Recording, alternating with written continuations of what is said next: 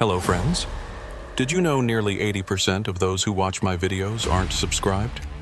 If you enjoy these stories, please hit that subscribe button and leave a like.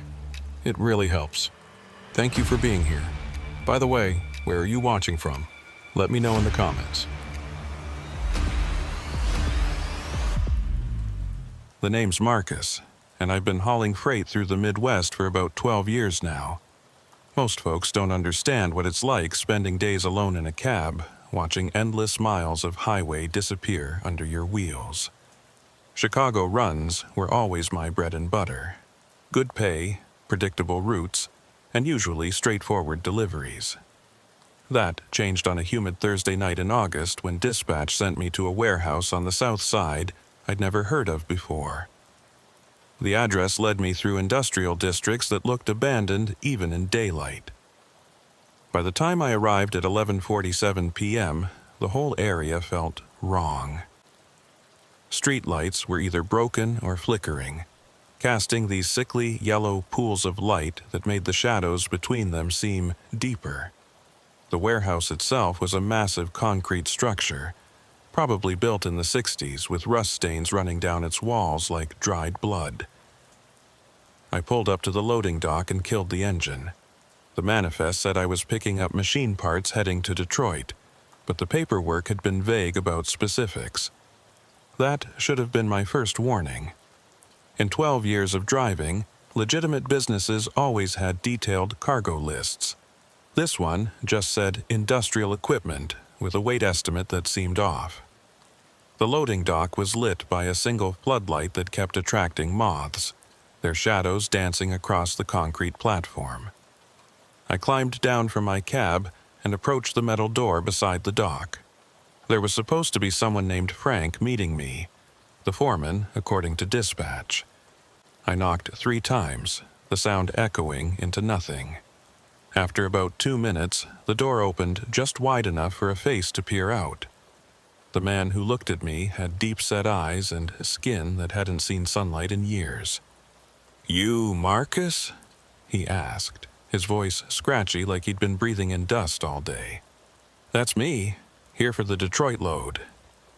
He nodded slowly, studying me in a way that made my skin crawl.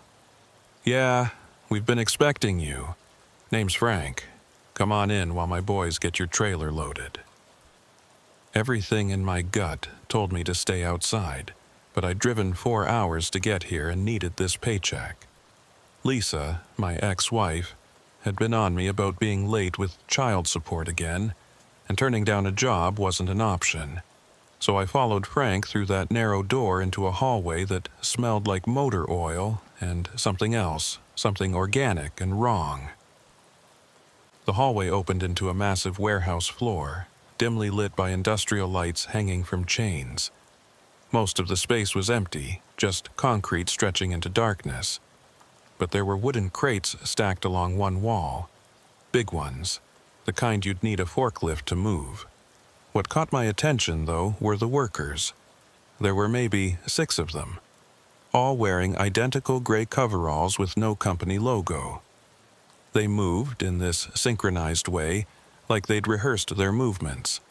None of them looked at me directly, just kept their heads down, pushing hand trucks and operating the forklift. One of them, a tall guy with arms like tree trunks, glanced up for just a second. His face was blank, expressionless, but there was something in his eyes. Fear, maybe, or warning. Frank led me to a small office overlooking the warehouse floor. The windows were so grimy I could barely see through them. He offered me coffee from a pot that looked like it hadn't been cleaned in months. I declined. "Paperwork," he said, sliding a clipboard across the desk. "Standard stuff. You acknowledge receipt of cargo, agree to delivery terms, the usual." I picked up the clipboard and started reading. The forms looked official enough, but some details were wrong. The company name at the top, Midwest Industrial Solutions, didn't match what dispatch had given me. The delivery address in Detroit was different too, some warehouse district I wasn't familiar with instead of the auto parts distributor I was supposed to be heading to. "This isn't matching my manifest," I said, setting the clipboard down. Frank's expression didn't change, but his fingers started tapping on the desk, rapid, nervous movements. "Must be a mix-up, happens sometimes. The cargo's the same, though. Machine parts, like you were told." Through the grimy window, I watched the workers loading my trailer. They were moving fast, too fast, like they wanted to get done and get out. One of them, a younger guy who couldn't have been more than 20, kept looking toward the office, then quickly away when he saw me watching. "What kind of machine parts exactly?" I asked. "Industrial processing equipment, completely legal, all documented." Frank pulled out another folder, thicker than the first. "See? Import papers, certificates, everything's in order." I flipped through the papers, but half of them were in languages I didn't recognize. The ones in English were full of technical jargon that meant nothing to me. But what caught my eye were the weight specifications. Each crate was listed at exactly 800 pounds. That kind of uniformity didn't happen with mixed machine parts. A loud crash echoed through the warehouse. Through the window, I saw one of the workers had dropped something, and Frank jumped up so fast his chair scraped against the concrete floor. His calm demeanor cracked for just a second, and I saw something else: panic. "Wait here," he said, already heading for the door. "I need to check on that." The moment he left, I pulled out my phone to call dispatch, but there was no signal. Not unusual in these old concrete buildings, but the timing felt wrong. I stood up and moved to the window for a better view of what was happening on the warehouse floor. The workers had gathered around the dropped item, and even from up here I could see they were agitated. One of them, the tall one with the tree trunk arms, was gesturing wildly at Frank. I couldn't hear the words, but the body language was clear. Something had gone very wrong. That's when I noticed movement in the darker part of the warehouse, beyond where the lights reached. Shadows shifting in ways that didn't match the workers' movements. There were other people back there, standing still, watching. I couldn't make out details, but I counted at least 4 figures just standing in the darkness. Frank looked up at the office window and saw me watching. His face changed, hardened into something cold. He said something to the tall worker, who immediately started walking toward the stairs leading up to the office. Not running, but walking with purpose, and something about his measured pace was more frightening than if he'd been sprinting. I grabbed my keys and headed for the office door, but it wouldn't budge. The handle turned, but the door itself was stuck, like something was blocking it from the outside. Through the small window in the door, I could see the tall worker, Dennis, according to the name stitched on his coveralls, coming up the stairs. His face was still blank, but his hands were clenched into fists. The window. It was my only option. These old industrial windows were designed to open for ventilation, and I yanked on the rusted latch until it gave way with a screech. The window swung open, and cool night air flooded in along with the sounds from below. Voices now, urgent and angry. Dennis was at the door, trying the handle. When it didn't open immediately, he stepped back, and I knew he was about to kick it in. The office was on the second floor, about 15 feet up, with nothing but concrete below. But staying meant finding out what Frank and his crew really wanted, and every instinct I'd developed in 12 years of driving was screaming that it wasn't good. I climbed through the window just as the door exploded inward. Dennis rushed in, his eyes scanning the room, then locking onto me half out of the window. For a second, we just stared at each other, and in that moment, I saw something in his expression change. A flicker of something. Maybe regret, maybe relief that I was escaping. "Go," he said, so quietly I almost didn't hear it. Now. I didn't need to be told twice. I dropped from the window, hitting the concrete hard. Pain shot through my ankles, but adrenaline kept me moving. My truck was only 50 yards away, but it felt like miles. Behind me I could hear shouting, doors slamming, feet on concrete. The trailer was still open, partially loaded with those identical crates. I didn't care. I needed to get out of there. I yanked myself up into the cab, fumbling with the keys, my hands shaking so bad I could barely get them in the ignition. The engine roared to life just as Frank appeared in my side mirror, running toward the truck with 3 other men. One of them was carrying something, a crowbar maybe, or worse. I slammed the truck into gear and started rolling, even as they reached the trailer. One of them actually grabbed onto the back, trying to climb up. But as I picked up speed heading for the gate, he had to let go or risk being dragged. In my mirrors, I watched them standing in the floodlight. Frank pulling out a phone, probably calling whoever was really in charge of this operation. The gate was closed, of course. A chain-link fence with a padlock, but I had 40,000 pounds of truck and whatever they'd loaded in my trailer. I barely slowed down, crashing through it in a shower of sparks and twisted metal. The truck lurched, the trailer fishtailed, but I kept control, muscling it onto the street. I drove for 3 miles before I felt safe enough to pull over and check the damage. The front bumper was dented, the paint scraped, but nothing mechanical seemed broken. I walked back to the trailer, my legs still shaking, and looked inside. 5 crates, all identical, all sealed tight. Whatever was in them, it wasn't machine parts. The weight distribution was all wrong, and there was a smell coming from them. Chemical, sharp, like cleaning products mixed with something else. Each crate had a small vent on the side, covered with mesh, like whatever was inside needed air. I stood there in the empty parking lot of a closed gas station, staring at those crates in my trailer, while my hands finally stopped shaking. The smart thing would have been to call the police right then, but I needed to think. Whatever was in those crates, Frank and his crew had been desperate to load them onto my truck. And now I had their cargo, which meant they'd be looking for me. I climbed back into the cab and started driving, taking random turns through the industrial district to make sure nobody was following. The streets were empty except for the occasional security light and a few stray cats darting between dumpsters. After about 20 minutes of circling, I pulled into a 24-hour truck stop off Interstate 94. The bright lights and presence of other truckers made me feel safer, even though I knew it was temporary. I parked between 2 other rigs and sat there for a moment, trying to process what had just happened. The clock on my dashboard read 1:23 a.m. In my 12 years of driving, I'd dealt with sketchy customers, dangerous loads, and more than my share of close calls. But this was different. This felt organized, deliberate, like I'd stumbled into something much bigger than a simple cargo theft. My phone finally had signal, and I thought about calling dispatch. But what would I tell them? That I'd run from a warehouse with half a load because the workers looked scary. They'd think I'd lost my mind. Or worse, they might be in on it.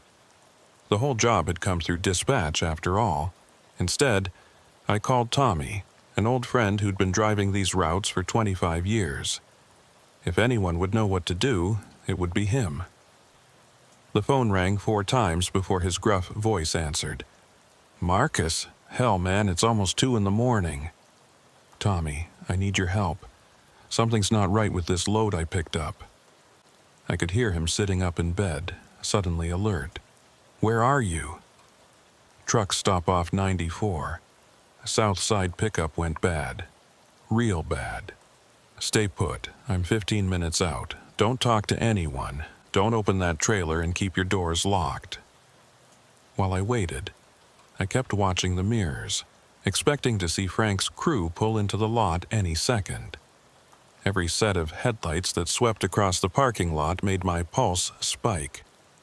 A few other truckers walked past, heading into the stop for coffee or a shower, completely oblivious to what I was carrying. Tommy's rig pulled in exactly 14 minutes later, a beat-up Kenworth that had seen better days but ran like a dream. He parked next to me and climbed down, all 6'4" of him, wearing jeans and a flannel shirt he'd obviously just thrown on. His gray beard was wild from sleep, but his eyes were sharp and concerned. "Show me," he said simply. I led him around to the back of my trailer, checking over my shoulder constantly. When I opened the doors, that chemical smell hit us both immediately. Tommy's nose wrinkled, and he pulled out a small flashlight from his pocket. "Jesus Christ, Marcus, you know what this smells like?" I shook my head.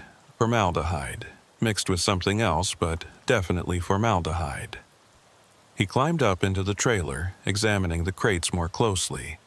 "These vents, this is how you transport something that needs preservation but can't be frozen." My stomach dropped. "You mean like medical specimens maybe, or something worse?" He jumped down, his face grim. "You said the pickup went bad. Tell me everything." I ran through the whole story. Frank, Dennis, the workers in gray coveralls, the figures in the shadows, the office window escape. Tommy listened without interrupting, but I could see his jaw clenching tighter with each detail. "Marcus, you need to listen very carefully," he said when I finished. "There have been rumors for months about organ trafficking through Chicago, truckers disappearing with refrigerated loads, bodies found weeks later missing parts. The FBI's been sniffing around, but nothing solid." "Organs? You think these crates have human organs?" "I don't know what's in them, and we're not going to find out. You're going to call 911 right now, report a suspicious load, and let them handle it. But first, we need to make sure you're safe." Before I could respond, my phone buzzed. Unknown number. Against my better judgment, I answered it. "Marcus." It was Frank's voice, calm, but with an edge that hadn't been there before. "You have something that belongs to us. I don't know what you're talking about." "Don't be stupid. We know where you are. That truck stop off 94, right? Nice choice. Public, well lit, lots of witnesses. Smart thinking." I looked around frantically but couldn't spot anyone watching us. Tommy must have seen my panic because he pulled out his own phone and started dialing. "Here's what's going to happen," Frank continued. "You're going to drive that trailer to a new address I'm about to give you. You're going to leave it there, keys in the ignition, and walk away. You do that and we forget this whole thing happened. You don't and things get complicated. I'm calling the police." "No, you're not. Because if you do, they'll find evidence in your cab linking you to some very serious crimes. Evidence we planted while you were in my office.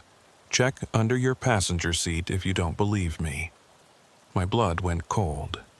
I climbed back into the cab, Tommy following, and reached under the passenger seat. My fingers found a plastic bag taped to the underside. Inside was a small pistol and what looked like several bloody ID cards. "Found it?" Frank asked. "That gun was used in 3 murders last month. Your fingerprints are all over it now. The IDs belong to missing persons.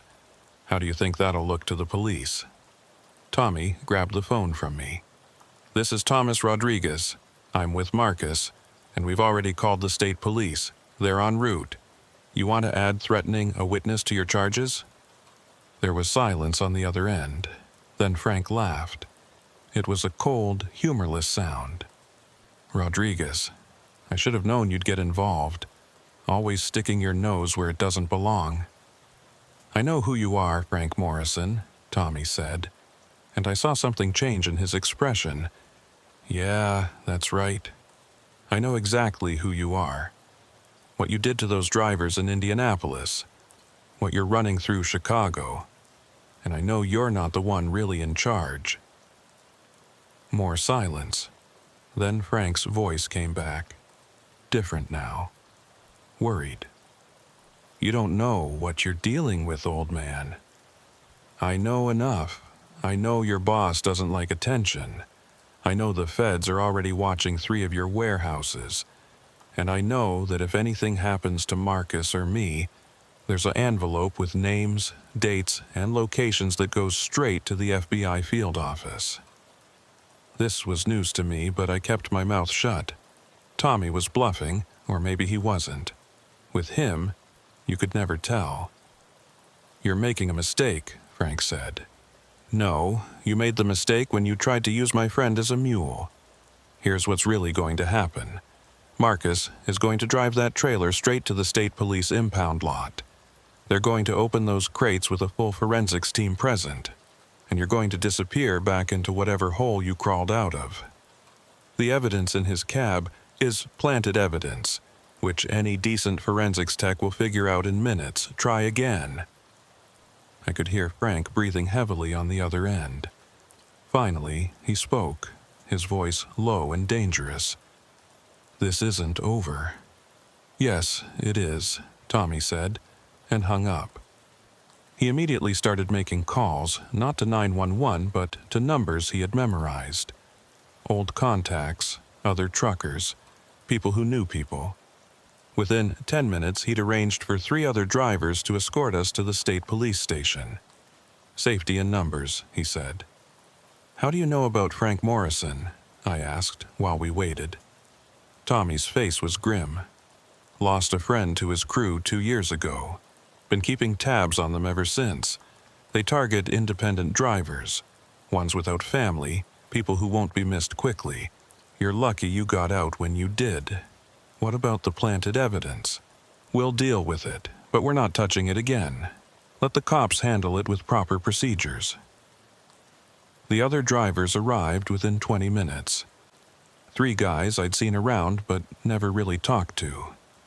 They formed a convoy around my truck, and we drove together through the empty Chicago streets toward the state police station. I kept checking my mirrors, expecting Frank's crew to come after us, but the roads stayed clear. It was almost 4 a.m. when we pulled into the police station. The desk sergeant looked confused at first, seeing 4 trucks pull up, but Tommy had called ahead.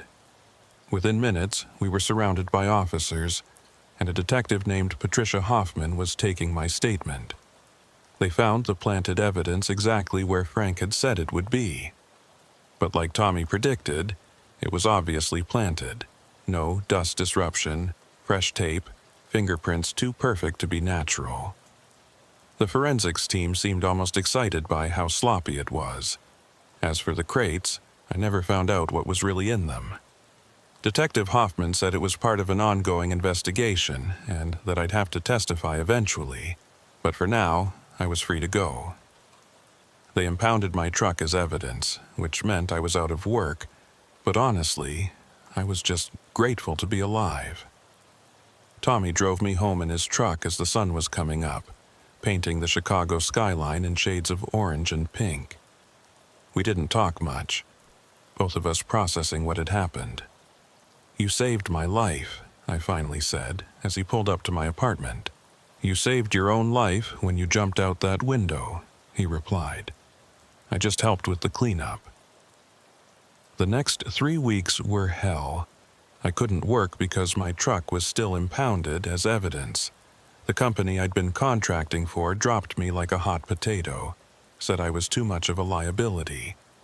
Bills started piling up, and Lisa was calling about the child support again. But worse than all of that was the waiting. Waiting for Frank and his crew to come after me. Waiting for the other shoe to drop. Detective Hoffman called me in for follow-up interviews twice. Each time, she looked more tired, more frustrated. The investigation wasn't going well, she admitted. The warehouse I'd gone to was empty when they'd raided it 12 hours after my escape. Completely cleaned out.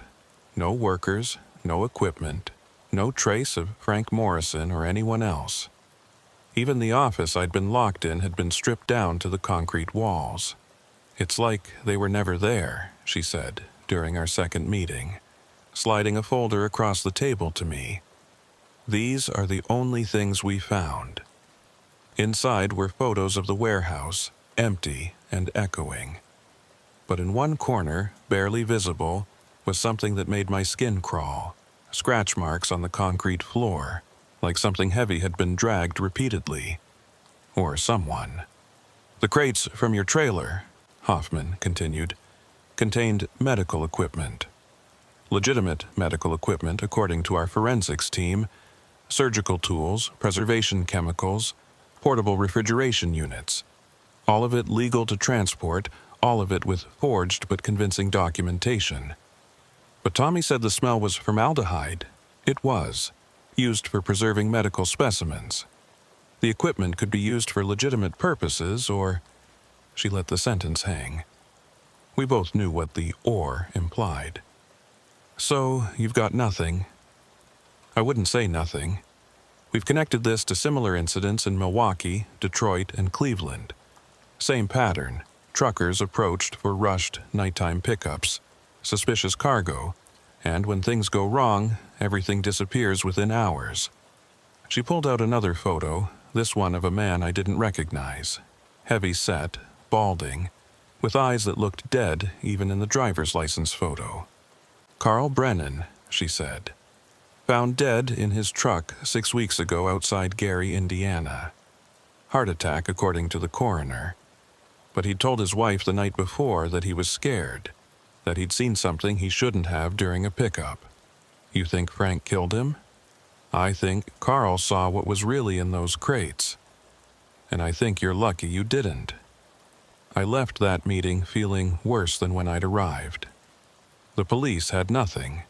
Frank was still out there, and I was a loose end in whatever operation they were running. Tommy kept checking on me, bringing groceries when I couldn't afford them, offering to lend me money that we both knew I'd never be able to pay back. He'd set me up with a lawyer, too. Some guy who specialized in helping truckers who'd gotten tangled up in criminal investigations. But even with all that help, I was drowning. Then, exactly 3 weeks and 2 days after the warehouse incident, I got a call at 3 a.m. My phone rang, showing unknown number, and every instinct told me not to answer. But I was half asleep, and my hand moved before my brain could stop it. Hello? Breathing. Just breathing for about 10 seconds. Then a voice I recognized but hadn't heard that night at the warehouse. Younger, nervous. You Marcus, the driver? I sat up, suddenly wide awake. Who is this? My name's Dennis. I was at the warehouse that night, the tall one who came up to the office. My hand tightened on the phone. What do you want? To warn you. They're coming for you. Not tonight, but soon. Frank's boss, the real boss, he's decided you know too much. I don't know anything. The cops found nothing. The investigation's going nowhere. Doesn't matter. You saw us, you can identify Frank, and you got away. That makes you a problem. There was a pause, and I could hear traffic in the background, like he was calling from a payphone near a highway. They've been watching you. Know you're broke. Desperate. They're going to make you an offer you can't refuse, and if you refuse it anyway, why are you telling me this? Another pause, longer this time. Because I didn't sign up for this. When Frank recruited me, he said it was just moving cargo, making quick money. I didn't know about what was really happening, not until it was too late to get out. What was really happening? What was in those crates? You don't want to know. Trust me, you don't. But I can tell you this, it's bigger than Chicago. There's a whole network, coast to coast. Truckers are just the transportation, expendable. They've got doctors, cops, people you'd never suspect. Dennis, if you know all this, you need to go to the police. He laughed bitterly. With what proof? And how long do you think I'd last? No, I'm getting out tonight. Leaving the state, maybe the country.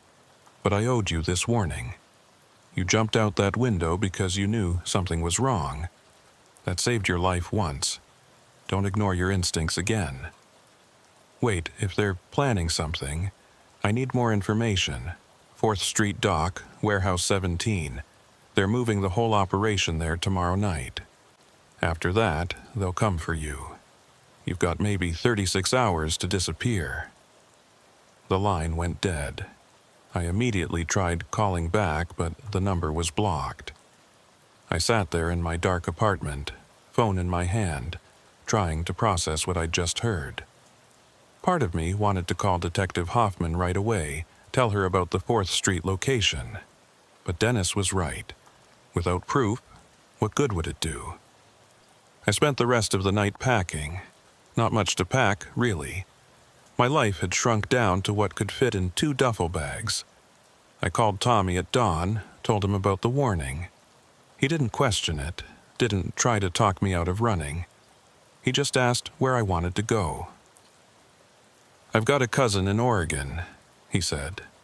"Runs a small trucking company, always needs drivers. I can get you there, get you set up with new papers, new name if necessary." "Tommy, I can't ask you to—" "You're not asking. I'm offering. These people, Frank and whoever's above him, they've taken too much from too many. At least I can save one."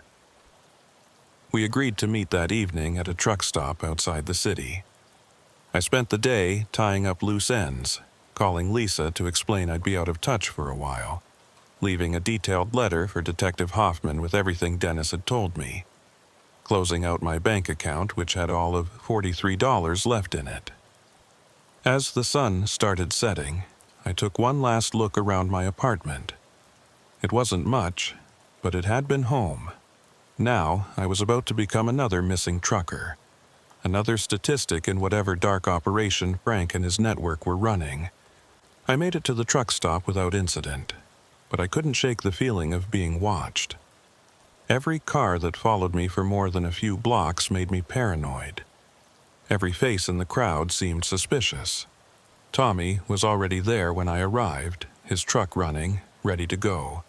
"Get in," he said. No preamble. "We're taking the long way, lots of detours. If anyone's following, we'll lose them." As we pulled out of the truck stop, heading west toward a new life I hadn't planned for, I thought about Dennis's warning. 4th Street Dock, Warehouse 17, tomorrow night.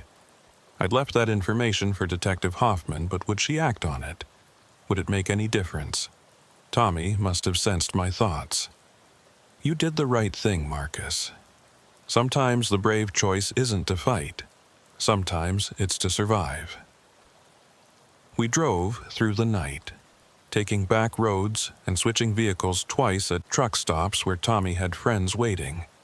Each mile that passed between me and Chicago made me feel a little safer, but also a little more angry.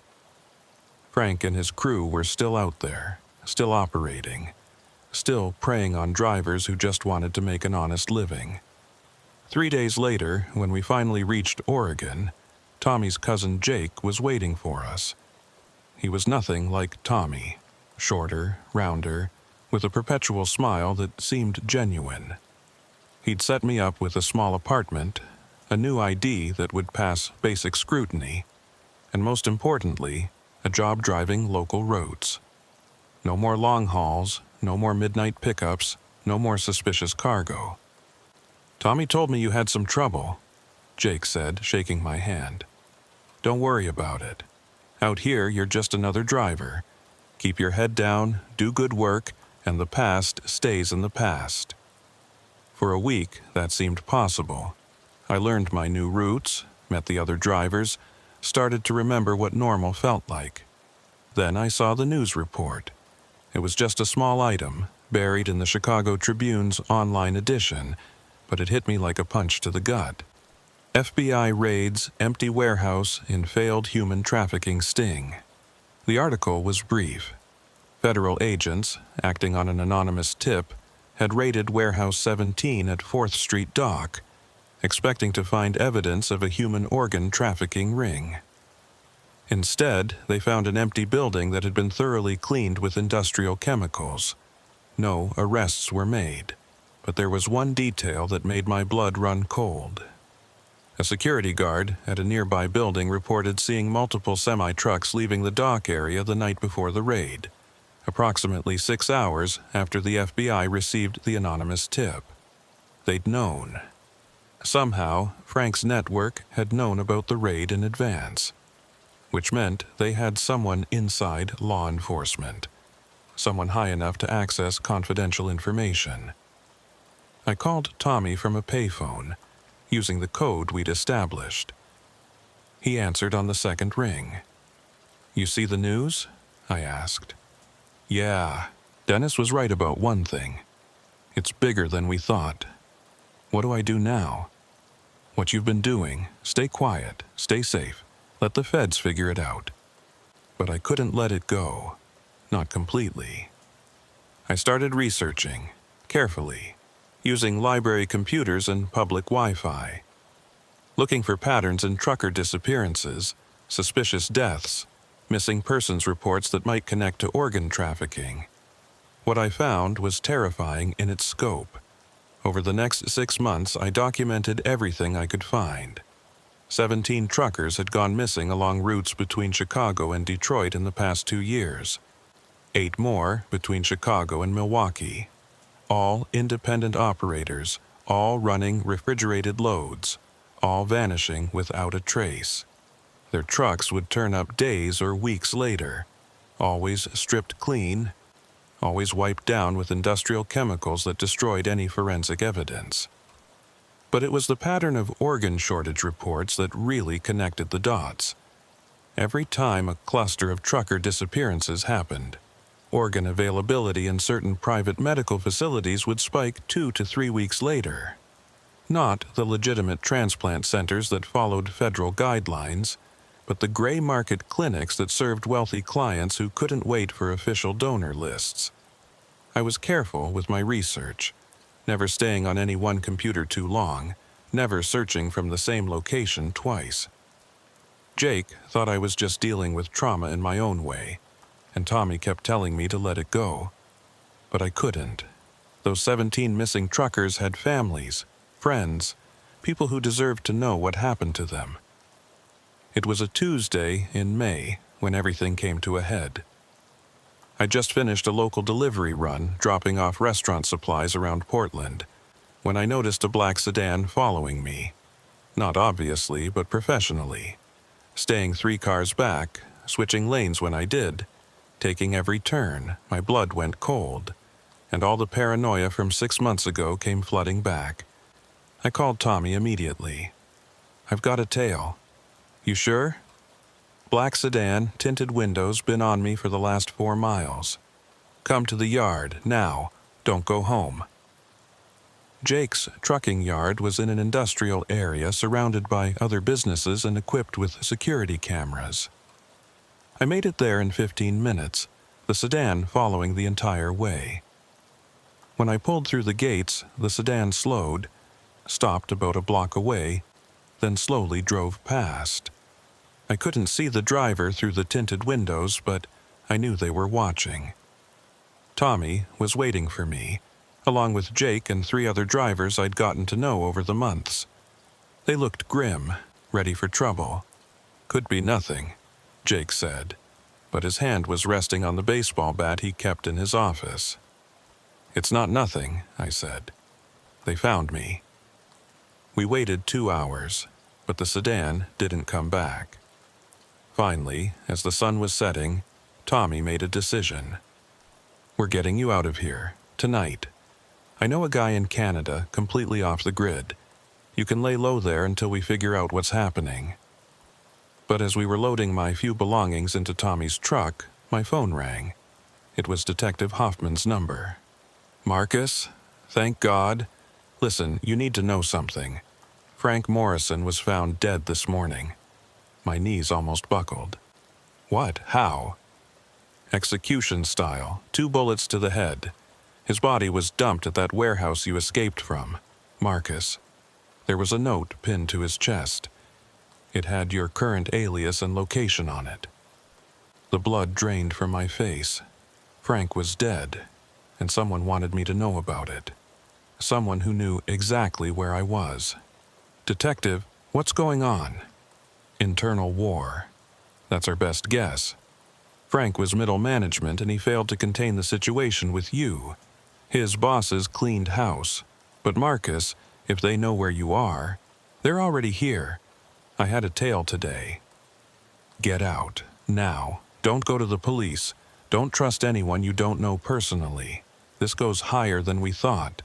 There's corruption in multiple departments. I shouldn't even be calling you, but I couldn't let you get blindsided." She hung up before I could respond. I looked at Tommy and Jake, both of whom had heard enough to understand the situation. "Canada's not far enough," Tommy said quietly. "If they've got people in the FBI, they've got reach everywhere." That's when we heard it. Engines, multiple vehicles approaching the yard. Through the gate, I could see 3 black SUVs pulling up, blocking the entrance. Men in dark clothes getting out, not rushing, just positioning themselves strategically. "Back door," Jake said immediately. "Through the maintenance shop." We ran, all of us, abandoning any pretense of normal. The maintenance shop connected to an alley that led to the next street over. Behind us, I could hear car doors slamming, voices shouting commands. They weren't trying to be subtle anymore. Jake had an old pickup truck parked in the alley, keys always in it for emergencies. We piled in, me, Tommy, Jake, and 2 other drivers named Robert and Paul. Jake gunned it, tires squealing as we tore out of the alley just as the first pursuers rounded the corner of the building. "Where?" Jake asked, taking corners at dangerous speeds. "Airport," Tommy said. "It's public, cameras everywhere. They won't try anything there." But I knew better. These people had killed Frank Morrison and dumped his body as a message. They weren't afraid of cameras or witnesses anymore. "No," I said. "The FBI field office. Detective Hoffman said not to trust local police, but the FBI is our only shot." Jake nodded and changed direction, heading downtown. In the mirrors, I could see headlights following. Not close, but persistent. They knew where we were going and didn't seem concerned about it. "This is wrong," Paul said, voicing what we were all thinking. "If they're not worried about the FBI, then they've got someone inside," Tommy finished. "But what choice do we have?" My phone rang again. Unknown number. I almost didn't answer, but something made me pick up. "Marcus." The voice was cultured, calm, nothing like Frank's rough edges. Or should I say your current alias? Doesn't matter. What matters is that you've caused us considerable inconvenience. Who is this?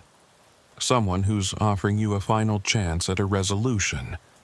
Frank Morrison was a fool who exceeded his authority. His threats, his methods, all unsanctioned. We're not unreasonable people, Marcus. We're businessmen. Businessmen who traffic in human organs. A pause. We provide a service to those who can afford it. Supply and demand, nothing more. You stumbled into something you shouldn't have, but that's Frank's fault, not yours. We're prepared to compensate you for your trouble. Significantly. I don't want your money. $500,000, cash. All you have to do is forget everything you've seen, everything you think you know. Stop your research, stop talking to law enforcement, and disappear. We'll even help with that part. New identity, new country, completely fresh start. Jake was pulling up to the FBI building. The black SUVs were still following, hanging back a block, just watching. And if I refuse, then you become a problem that needs solving. And we're very good at solving problems, Marcus. Ask Frank Morrison. Oh, wait, you can't. The line went dead. We sat in the truck outside the FBI building, engine running, all of us staring at the imposing federal structure. The SUVs had parked across the street, waiting. $500,000, Robert said quietly. That's more money than any of us will see in a lifetime. Blood money, Tommy spat. From the organs of dead truckers. We don't know they're dead, Paul said, but his voice was weak, unconvincing. I looked at each of them, these men who'd risked everything to help me, and made my decision. You guys drive away, right now. This is my fight, not yours. Like hell, Tommy said. Tommy, they're offering me money to disappear. That means they want this to end quietly. If I go in there and make a federal case literally, they lose that option. But you guys don't need to be part of it. Jake shook his head. We're already part of it, son. The moment we helped you, we became witnesses. I knew he was right. We all got out together, walking toward the FBI building as a group. The men in the SUVs watched but didn't move, not yet. The federal building's lobby was bright, sterile, with metal detectors and armed guards. We must have looked like quite a sight. 5 truckers, sweaty and scared, demanding to speak to someone about organ trafficking and murder. But Detective Hoffman had called ahead. An agent named Mitchell was waiting for us. What followed were 3 days of interviews, protective custody, and revelations that went deeper than any of us had imagined. The network wasn't just trafficking organs. They were running an entire black market medical system. Wealthy clients would order specific organs, and the network would find donors that matched. Sometimes they were homeless people who wouldn't be missed. Sometimes they were travelers passing through. And sometimes they were truckers carrying refrigerated loads that could hide the evidence. Frank Morrison had been middle management, just as Hoffman suspected. Above him was a structure that included doctors, hospital administrators, even organ transport coordinators at legitimate facilities. They'd been operating for at least 5 years, spreading across 12 states, generating hundreds of millions in profit. My testimony, combined with the evidence I'd gathered over 6 months of careful research, gave the FBI enough to launch Operation Cold Chain. It would become one of the largest medical fraud and human trafficking investigations in U.S. history. Over the next year, they arrested 47 people, including 3 prominent surgeons and a state health department official. But the man who called me that night, the calm voice who offered me $500,000 to disappear, they never found him. The investigation revealed he was known only as the coordinator, and every trail led to dead ends and shell companies registered in countries with no extradition treaties. I testified in 8 different trials, always under heavy protection. Tommy, Jake, and the others had to relocate too, their lives upended because they'd chosen to help me. The guilt from that still keeps me awake some nights. It's been 3 years now since that night at the warehouse. I don't drive trucks anymore.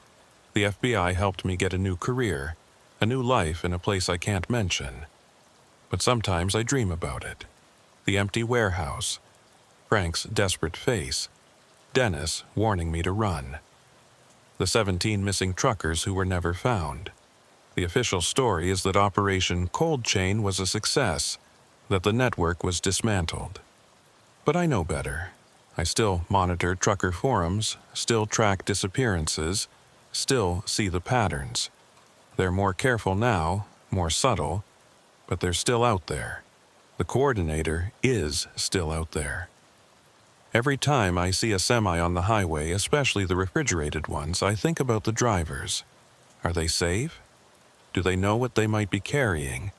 Do they have someone like Tommy watching their backs?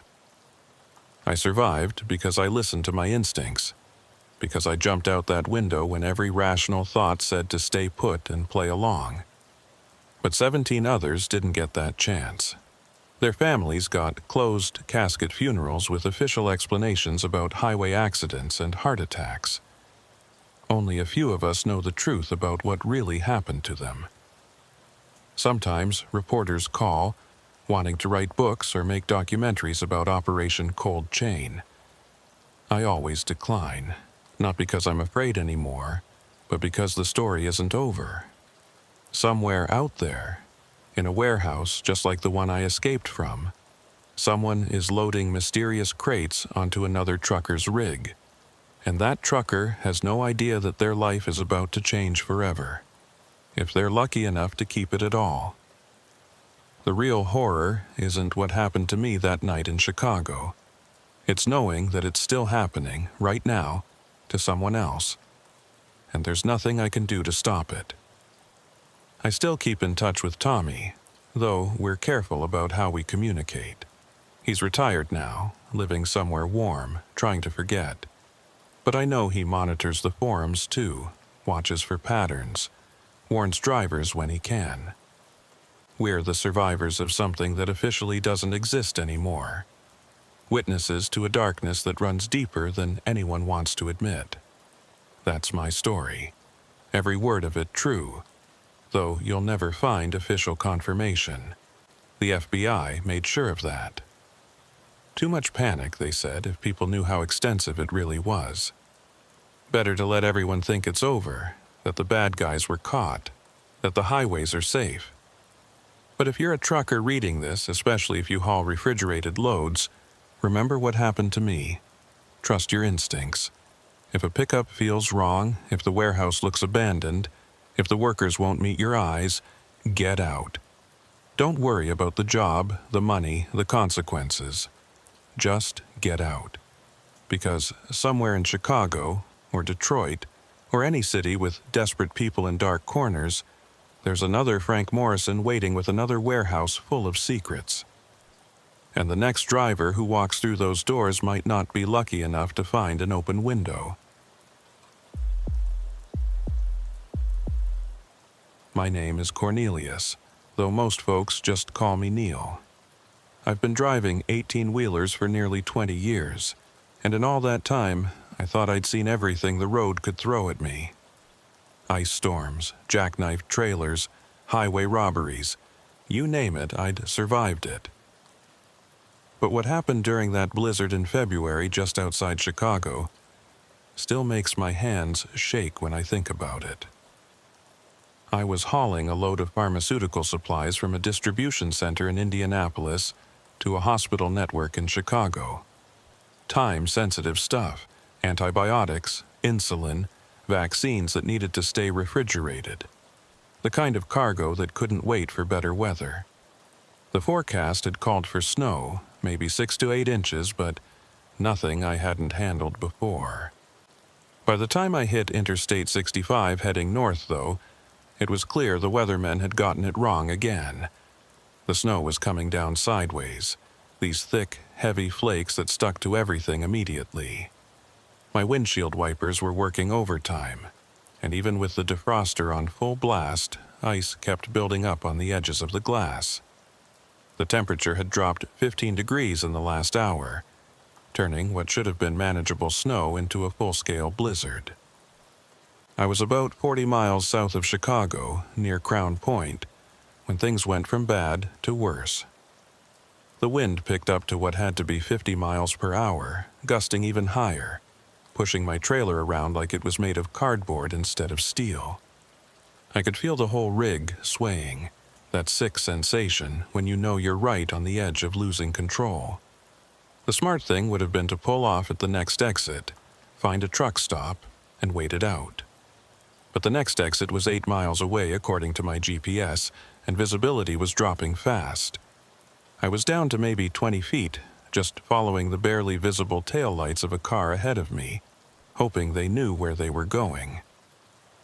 That's when it happened. A gust of wind, stronger than the others, caught my trailer at just the wrong angle. I felt the back end start to slide, that helpless feeling when 80,000 pounds of truck and cargo decides to go its own way. I turned into the skid, trying to correct it, but the ice underneath gave me nothing to work with. The trailer kept sliding, jackknifing slowly but inevitably. The car ahead of me disappeared into the white void. I pumped the brakes, fighting for any kind of traction, but it was like driving on glass covered in oil. The truck spun almost gracefully like some massive ballet dancer until I was facing the wrong direction on the interstate. Then the momentum caught up, and the whole rig tipped. The crash was almost peaceful in a way. Everything went into slow motion as the truck rolled onto its right side, sliding along the icy pavement in a shower of sparks and screaming metal. The windshield exploded inward, pelting me with safety glass and snow. My coffee mug, which had been in the cup holder for the last 100 miles, flew past my head and shattered against the sleeper compartment wall. When everything finally stopped moving, I was hanging sideways in my seatbelt, looking down at the passenger door, which was now flat against the pavement. Snow was pouring in through the broken windshield, already starting to accumulate on everything. The engine had died, leaving only the sound of wind howling through the cab. My first thought was fire. Diesel fuel, hot engine, electrical systems. All bad combinations after a crash. I reached for the seatbelt release, but my hands were shaking so badly it took 3 tries to get it unlatched. When it finally released, I fell hard against the passenger door, pain shooting through my ribs. I could smell diesel, which meant the tanks were leaking. I needed to get out fast. The driver's side door was now above me, like a hatch. I pushed up on it, but the wind immediately grabbed it, trying to tear it from my hands. Using all my strength, I managed to pull myself up and out, dropping down onto the icy road surface. The cold hit me like a physical thing, stealing my breath. I was wearing my usual winter gear, insulated jacket, work boots, thermal gloves, but the wind cut right through everything. The temperature had to be below 0, not counting wind chill. My truck was blocking one lane and part of another, hazard lights still somehow blinking their warning into the storm. I grabbed my emergency kit from the side box that was still accessible, then moved away from the truck in case it caught fire. That's when I realized how truly bad my situation was. I couldn't see more than 10 feet in any direction. The interstate had transformed into an Arctic wasteland, no other vehicles visible, no lights except my dying hazards, no sound except wind. My phone had been in the center console and was probably somewhere in the wreckage. Even if I found it, cell towers were probably down in this weather. I was alone, injured. My ribs were definitely bruised, if not cracked, and rapidly losing body heat. I'd been standing there maybe 2 minutes trying to figure out my next move when I heard it through the wind, an engine. Headlights appeared like yellow eyes in the white, approaching slowly. A pickup truck materialized from the storm, a big Ford F-350, dark blue or black, hard to tell in the conditions. It stopped about 30 feet from my overturned rig. The driver's door opened and a man stepped out. He was tall, wearing a heavy parka with the hood up, face mostly hidden by a scarf. He walked toward me with confident steps despite the ice, like he was used to these conditions. "Hell of a mess," he called out over the wind. "You hurt?" "Ribs," I shouted back. "But I can walk." He came closer, and I could see his eyes above the scarf, pale blue, almost gray, studying me and the wreck with an intensity that seemed odd for a good Samaritan. "Name's Jasper," he said. "We need to get you out of this weather before you freeze to death." Something in my gut, that trucker's instinct that had kept me alive for 20 years, whispered a warning. But what choice did I have? Stay here and freeze, or accept help from a stranger? "Got a phone?" I asked. "Need to call this in." "Towers are down all over," Jasper said, already heading back to his truck. "Come on, I know a place about 10 minutes from here where you can warm up and wait for the storm to pass." I hesitated, looking back at my rig. $40,000 worth of medical supplies slowly freezing in that trailer. My entire livelihood lying on its side in the snow. But Jasper was right. I'd be dead from hypothermia long before any official help arrived. I followed him to the pickup, each step careful on the ice. When I climbed into the passenger seat, the heat hit me like a blessing. The interior was immaculate, almost obsessively clean. No fast food wrappers, no coffee stains, no personal items at all. Just leather seats and that new car smell, which seemed impossible for a truck that had to be at least 5 years old. Jasper climbed in and put the truck in drive, navigating around my wreck with practiced ease. "Lucky I came along," he said, his voice muffled by the scarf he still hadn't removed. "Not many people stupid enough to be out in this."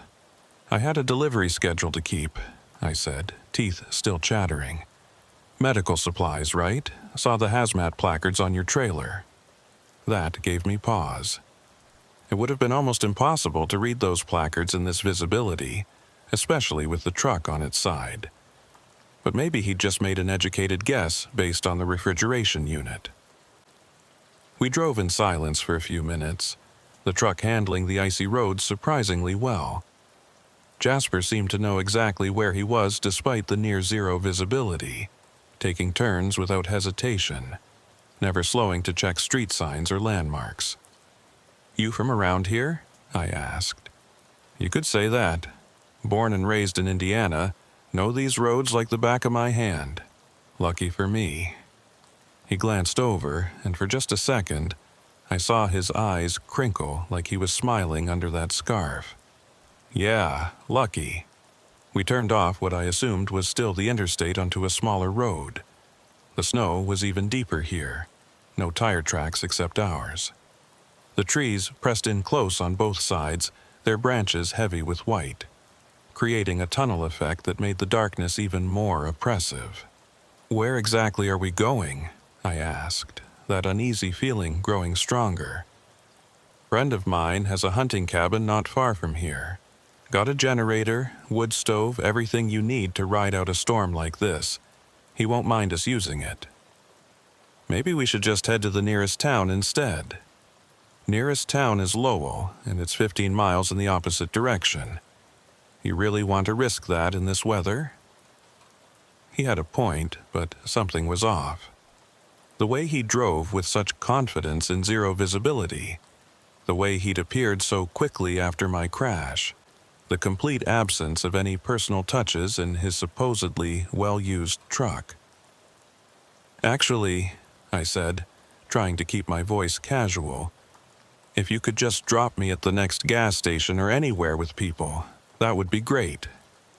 Jasper didn't respond immediately. When he did, his tone had changed slightly, still friendly but with an edge underneath. "No gas stations out this way.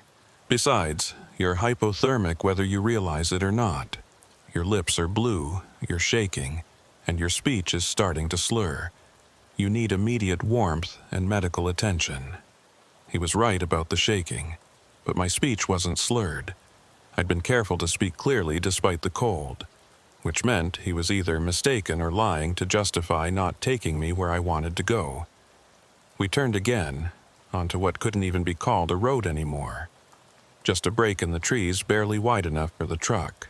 The branches scraped against the sides, creating an eerie scraping sound that reminded me of fingernails on metal.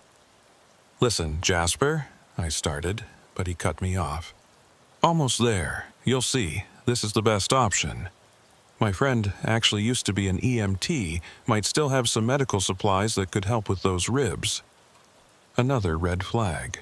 I hadn't mentioned my ribs hurting since that first exchange by my truck. No visible injuries, no wincing, nothing that would indicate where I was hurt. Yet he remembered that specific detail from our brief conversation in the howling wind. The trees opened up into a small clearing, and a cabin materialized from the snow. It was bigger than I'd expected, 2 stories, with dark windows that reflected nothing. No lights, no smoke from the chimney, no sign anyone had been here recently except for one thing. Fresh tire tracks leading around to the back, multiple sets, barely visible under the still falling snow. Jasper parked near the front door and turned off the engine. In the sudden silence, I could hear my heart pounding. Every instinct I had was screaming at me to run, but where would I go? I was miles from anywhere in a blizzard, injured, with no phone and no idea which direction led to safety. "Come on," Jasper said, opening his door. "Let's get you inside and warmed up." I didn't move. "You know what? I think I'll wait in the truck. You go ahead and get the heat going first." He turned to look at me fully, and for the first time I noticed his hands. They were covered in surgical gloves under his winter gloves, the latex barely visible at the wrists. No one wears surgical gloves for driving in a snowstorm. "Cornelius," he said, and my blood went cold. I hadn't told him my name. "Don't make this difficult. You're going to freeze to death out here one way or another. At least, inside, you have a chance." I grabbed for the door handle, but it wouldn't budge. Child locks, I realized. He'd activated the child locks. Panic rose in my throat as Jasper calmly got out and walked around to my side of the truck. He opened my door from the outside, and the cold rushed in again. "Please," he said, and now he sounded almost sad. "I really was trying to help at first, but you've seen too much, noticed too much. Smart man like you, 20 years on the road, you know how to read people. That's unfortunate." I swung at him, but my frozen muscles betrayed me, the punch slow and clumsy. He easily stepped aside, then grabbed my jacket and pulled me from the truck. I hit the snow hard, my injured ribs screaming in protest. Before I could get up, I heard another engine approaching.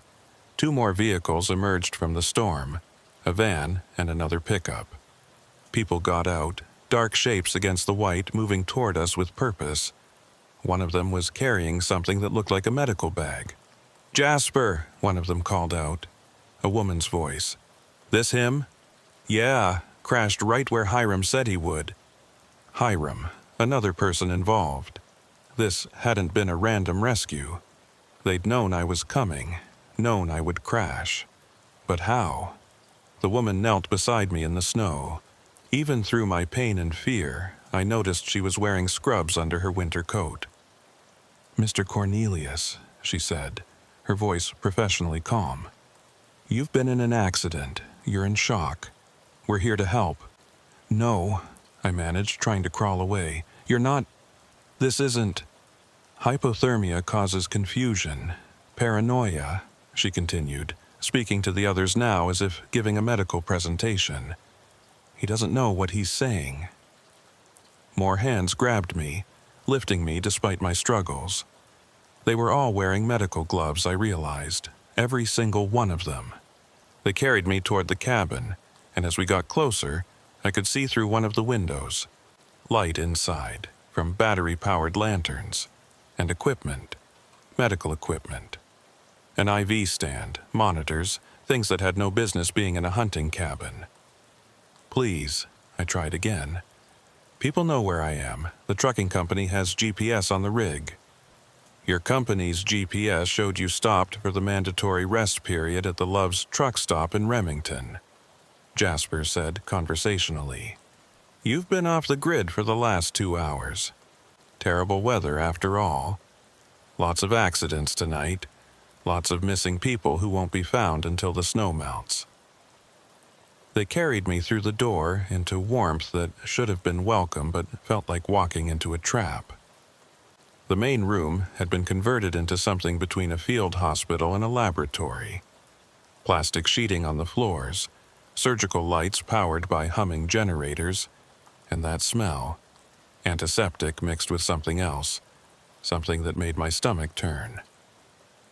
They set me down on what looked like a modified gurney, and immediately the woman in scrubs started checking my vitals.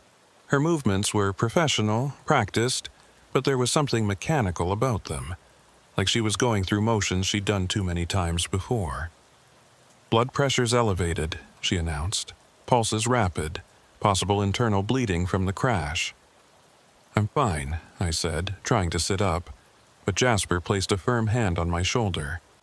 "Let Dr. Morrison examine you," he said. "She's very good at what she does." Morrison. The name hit me like ice water. I'd heard that name before on the CB radio, whispered conversations at truck stops. drivers talking about someone named Morrison who was supposedly involved in those organ trafficking rumors that had been circulating for years. But those were just stories, urban legends truckers told to pass the time, weren't they? "Your pupils are dilated," Dr. Morrison continued, shining a penlight in my eyes. "Possible concussion. We should run a full panel." "A full panel?" I asked. "In a cabin in the woods?" She smiled, but it didn't reach her eyes. "We're better equipped than you might think. Hiram, prep the IV." A younger man, barely out of his 20s from the look of him, wheeled over an IV stand. His hands were shaking slightly as he prepared the needle, and unlike the others, he wouldn't meet my eyes. "What's in that?" I demanded, trying to pull away, but Jasper and another man held me down. "Just saline and something for the pain," Dr. Morrison said soothingly. "You've been through trauma. You need fluids. I don't consent to this. This is kidnapping. This is—" The needle went in anyway, a sharp prick in my arm, and within seconds I could feel something cold flowing into my veins. Not saline. I'd had IV fluids before after a bad case of food poisoning.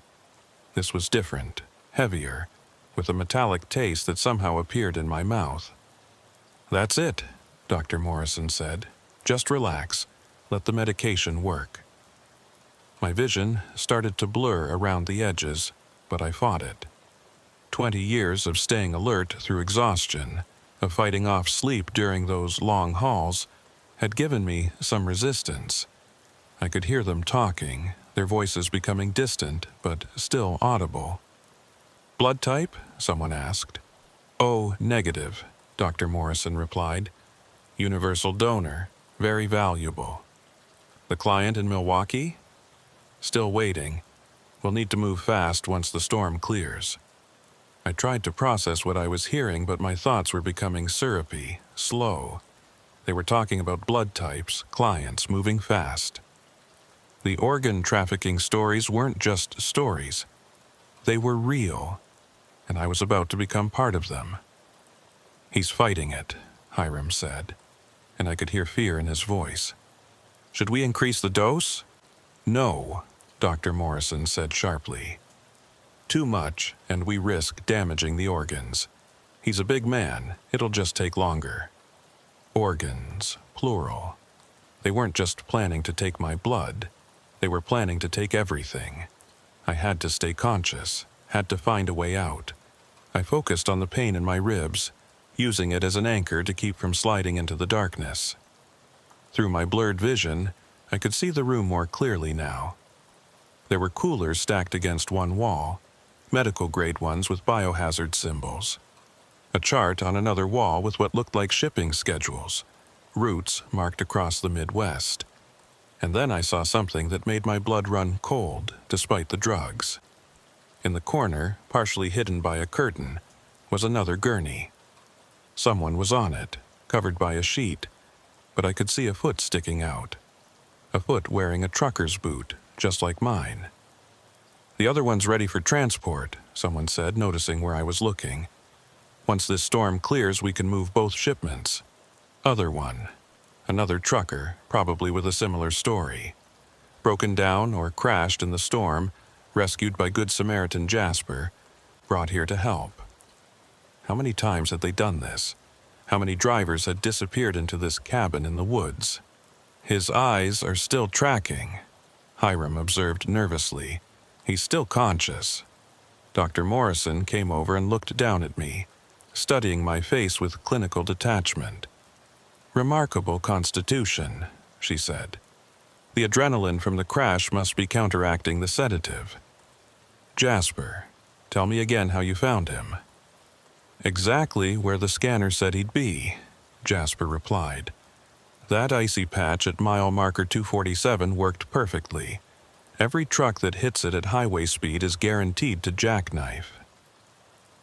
They'd caused my crash. Deliberately iced a section of highway during a storm, knowing truckers would have to maintain speed to keep schedule. It was murder, premeditated and calculated. Did you recover his phone? De Morrison asked. Still in the wreck, probably, but it doesn't matter. The storm will keep anyone from investigating for hours, maybe days. And his company? Small operation out of Fort Wayne. They won't even know he's missing until he fails to deliver tomorrow afternoon. They'd researched me. Knew my route, my company, everything.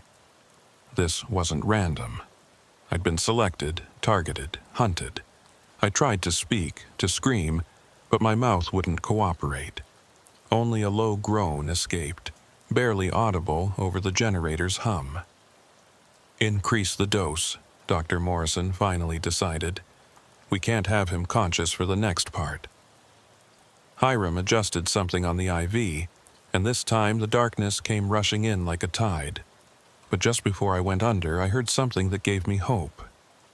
A voice from outside, muffled by the storm but clearly agitated. State police are running the highways. They found the truck already. The last thing I heard was Dr. Morrison cursing, followed by rapid movement, people running, equipment being moved. Then nothing. When I came to, I didn't know how much time had passed. Minutes? Hours? The room was darker, most of the surgical lights turned off. I could hear voices from another room, urgent, arguing. We leave now, Dr. Morrison was saying. Take what we can. Destroy the rest. What about him? That was Jasper. He's seen too much. We can't leave him. So we take him with us? No. Too risky with the police searching. We finish the extraction here, take what we can use, leave the rest. Extraction. They were going to kill me, harvest whatever organs they could, and leave my body here. I tested my limbs. The drugs were wearing off, but I was still weak, uncoordinated. The IV was still in my arm, but the bag was nearly empty. I turned my head slowly, looking for anything I could use. There, on a table just within reach, surgical instruments laid out on a sterile cloth. If I could just reach them. The door opened, and Hiram walked in alone. He stopped when he saw I was awake, and for a moment we just stared at each other. He was young, maybe 22, with the kind of face that belonged in a college classroom, not this house of horrors. "Please," I whispered, my voice barely working. "You don't have to do this." He looked toward the door, then back at me. "I don't have a choice. They have my sister, said they'd kill her if I don't help. We can go to the police together. They'll protect her." "No." He shook his head. "You don't understand. These people are connected. They have cops, judges, doctors, and hospitals. There's nowhere safe. Then help me escape. We'll both run." He was quiet for a long moment, clearly conflicted. Then he moved to the IV and did something I didn't expect. He removed the needle from my arm. "The state police really are coming," he whispered. "Someone found your truck, called it in. They'll be here soon, but not soon enough. Dr. Morrison is going to—" He couldn't finish the sentence. "Help me up." "I can't. They'll know." "Then give me something, anything, a weapon, a phone, something." He looked around frantically, then grabbed something from a medical bag. A scalpel, small but sharp. He pressed it into my hand. "Play dead when they come for you," he whispered. "It might buy you time." Before I could respond, Dr. Morrison's voice called from the other room. "Hiram, prep him for emergency extraction. We have 15 minutes maximum." Hiram squeezed my shoulder once, then called back, "On it." He wheeled over a tray of surgical equipment, his hands shaking as he arranged it. "I'm sorry," he whispered. "I'm so sorry."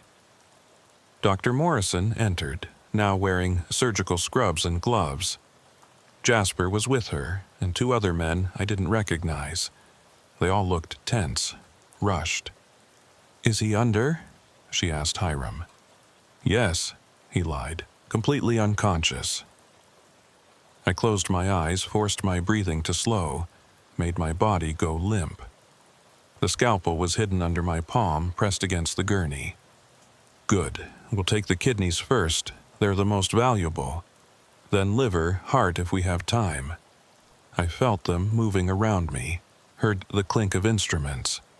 Someone started cutting my shirt open. The cold air hit my chest, and it took everything I had not to shiver. "Wait," Jasper said suddenly. "You hear that?" Everyone stopped. In the distance, barely audible over the storm, were sirens, multiple sirens getting closer. "Damn it," Dr. Morrison hissed. "How did they find us so fast?" "The kid must have talked," one of the men said, and I heard the unmistakable sound of a gun being cocked. "I'll deal with him." "No time," Dr. Morrison said. "Grab the coolers with the preserved specimens. Leave everything else." "What about him?" Jasper asked, meaning me. Dead men tell no tales. I felt someone lean over me, felt breath on my face. This was it. I gripped the scalpel, ready to fight for my life with whatever strength I had left. Then the door exploded inward. "State police! Nobody move!" Chaos erupted. Shouting, running, something crashing to the floor. I opened my eyes to see officers flooding the room, weapons drawn. Dr. Morrison was backing toward the rear door, her hands up but her eyes calculating. Jasper had dropped to his knees immediately, but one of the other men made a run for it. "He's alive!" someone shouted, pointing at me. "We need medics in here now!" A state trooper appeared beside me, young, professional, his hand on his weapon as he scanned for threats. "Sir, are you okay? Can you speak?" "Cornelius," I managed. "My name is Cornelius. They were going to—" "You're safe now," he said. "Medics are coming." I watched them arrest Dr. Morrison, saw the shock on her face when Hiram pointed her out as the leader. He was cooperating, telling them everything, about the other trucker under the sheet, about the operation, about how many others there had been. As real paramedics loaded me onto a proper gurney, I caught Hiram's eye. He was in handcuffs, but there was relief on his face. He'd be going to prison, but his sister would be safe. Sometimes that's the only choice you get, not between good and bad, but between bad and worse. The next several hours blurred together in a haze of emergency rooms, detective interviews, and medical examinations. The real paramedics found 3 cracked ribs, severe hypothermia, and enough sedatives in my system to knock out a horse. The fact that I'd remained conscious at all was, according to the ER doctor, borderline miraculous. Detective Raymond Kruger from the state police stayed with me through most of it. He was a veteran cop, late 50s, with the kind of weathered face that had seen too much but hadn't given up yet. He waited patiently while nurses checked my vitals, then pulled up a chair beside my hospital bed. "Cornelius, I need you to understand something," he said, his voice grave.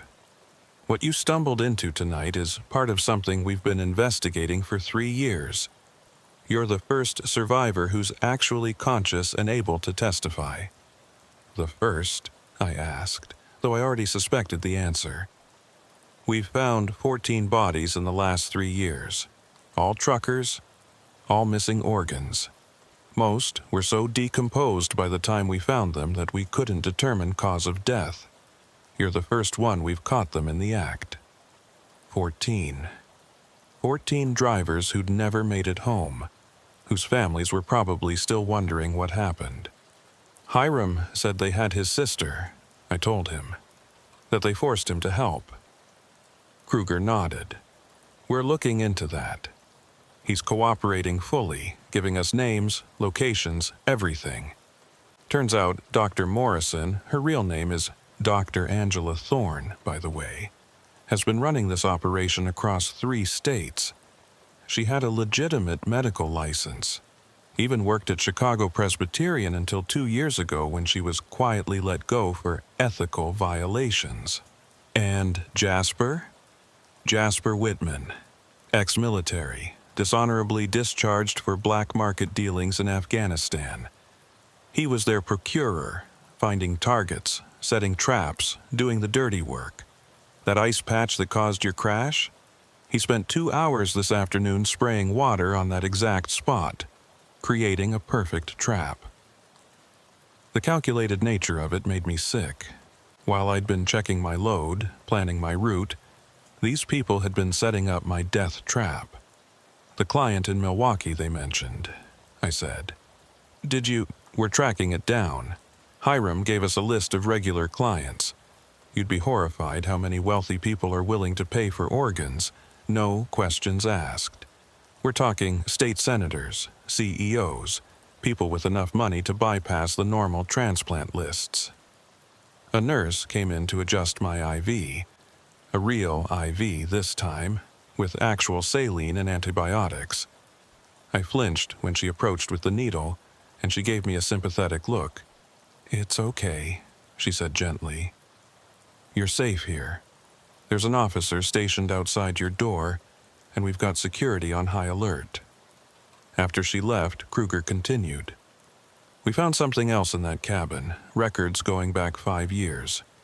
Your company, Cornelius, they were specifically targeting small, independent operations. Drivers who wouldn't have corporate resources looking for them immediately. My dispatcher, already contacted. Your load is being recovered and rerouted. Your truck, well, insurance will handle that. But you're alive, and that's what matters." I thought about my truck, lying on its side in the snow. 20 years I'd been driving, and this was how it ended. But Kruger was right. I was alive. "What happens now?" I asked. "Now, we build a case. Your testimony, combined with Hiram's cooperation and the evidence from the cabin, should be enough to put them away for life. But I need to be honest with you. Dr. Thorne has connections. Good lawyers, this won't be easy." Over the next few days, as I recovered in the hospital, the full scope of the operation became clear. The news media got hold of the story, and suddenly my face was on every channel. "Miracle Trucker Survives Organ Harvesting Ring," the headline screamed. Reporters camped outside the hospital, all wanting to hear my story. But what the media didn't report were the details that kept me awake at night. The coolers full of preserved organs that police found, labeled with dates and blood types like inventory in a warehouse. The other trucker on that gurney, identified as Robert Henley from Omaha, who'd been missing for 3 days. His family had been told he'd probably skidded off the road in the storm, that they'd find him when the snow melted. Hiram's sister was found, alive and unharmed, in an apartment in Gary, Indiana. She hadn't even known she was being used as leverage. The people watching her had told her they were friends of her brother, keeping her safe while he was away on business. The psychological torture they'd put Hiram through, making him believe she was in danger, was just another tool in their arsenal. I testified before a grand jury 2 weeks later. By then, I could walk without pain, though the memory of that night still made my hands shake. Dr. Thorne sat across the courtroom, dressed in an expensive suit, looking more like a respected physician than a monster who carved up truckers for profit. Her lawyer tried to paint me as confused, traumatized, possibly mistaken about what I'd seen and heard. But Hiram's testimony backed up everything I said. He'd kept records of his own, dates and names hidden in an encrypted file on his laptop. He knew that someday he might need evidence to save himself or his sister.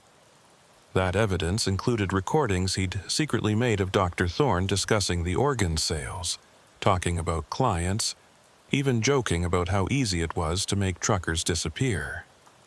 Jasper Whitman tried to cut a deal, offering to testify against Dr. Thorne in exchange for a lighter sentence. But the prosecutor had enough evidence without him. He was looking at life without parole, and he knew it. During the trial, he stared at me with those pale eyes, and I could see him calculating, still looking for an angle. an escape route that didn't exist. The trial lasted 3 weeks. 3 weeks of testimony from forensic experts, other survivors who'd had near misses with the ring, families of victims who finally had answers about what happened to their loved ones. The prosecution presented evidence of a network that stretched from Chicago to Milwaukee to Detroit, with connections to illegal medical facilities that catered to wealthy clients desperate for organs. They showed financial records proving that Dr. Thorne had made over $10 million in 5 years. $10 million from the suffering and death of innocent truckers. She'd bought a house in the Hamptons, a yacht, traveled the world on the blood of working men who just wanted to make an honest living. When the verdict came down, guilty on all counts, I thought I'd feel relief. Instead, I felt empty. Justice had been served, but those 14 truckers were still dead. Their families still had empty chairs at dinner tables. And I still woke up every night in a cold sweat, feeling phantom I-4 needles in my arm, hearing Dr. Thorne's clinical voice discussing my organs like I was cattle. The aftermath was almost as hard as the event itself. I couldn't drive anymore. Every time I got behind the wheel, even of a regular car, I'd have panic attacks. The sound of wind against windows made me think of that blizzard. The smell of antiseptic made me sick. I tried therapy, medication, everything the doctors suggested, but some wounds don't heal clean. My wife, Rachel, tried to be supportive, but she didn't understand why I couldn't just move on. We'd been separated before all this happened, trying to work things out, but the trauma drove the final wedge between us. She filed for divorce 6 months after the trial. I didn't contest it. She deserved better than a husband who woke up screaming and couldn't stand to be touched because it reminded him of gloved hands holding him down. I moved to a small apartment in Fort Wayne, close to my brother Stanley and his family. Stanley ran a hardware store, offered me a job that didn't involve driving. It was honest work, helping customers find the right tools, mixing paint, organizing inventory. Nothing like the open road, but stable, safe. One day, about a year after the incident, a young man came into the store. I recognized him immediately, though he'd changed. Hiram had lost weight, his face gaunt, eyes holding a sadness that probably matched my own. He'd served 8 months in minimum security and was on probation for 5 years. "Cornelius," he said quietly. I wasn't sure if I should come, but I needed to say something. I could have called the police, could have made a scene. Instead, I led him to the break room, poured 2 cups of terrible coffee, and sat down across from him. "I'm sorry," he said, the words tumbling out. "I know it doesn't mean anything, doesn't change anything, but I'm so sorry. I think about that night every day. If I'd been stronger, if I'd gone to the police despite their threats.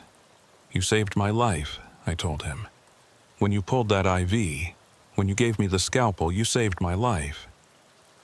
I helped put you in that position in the first place.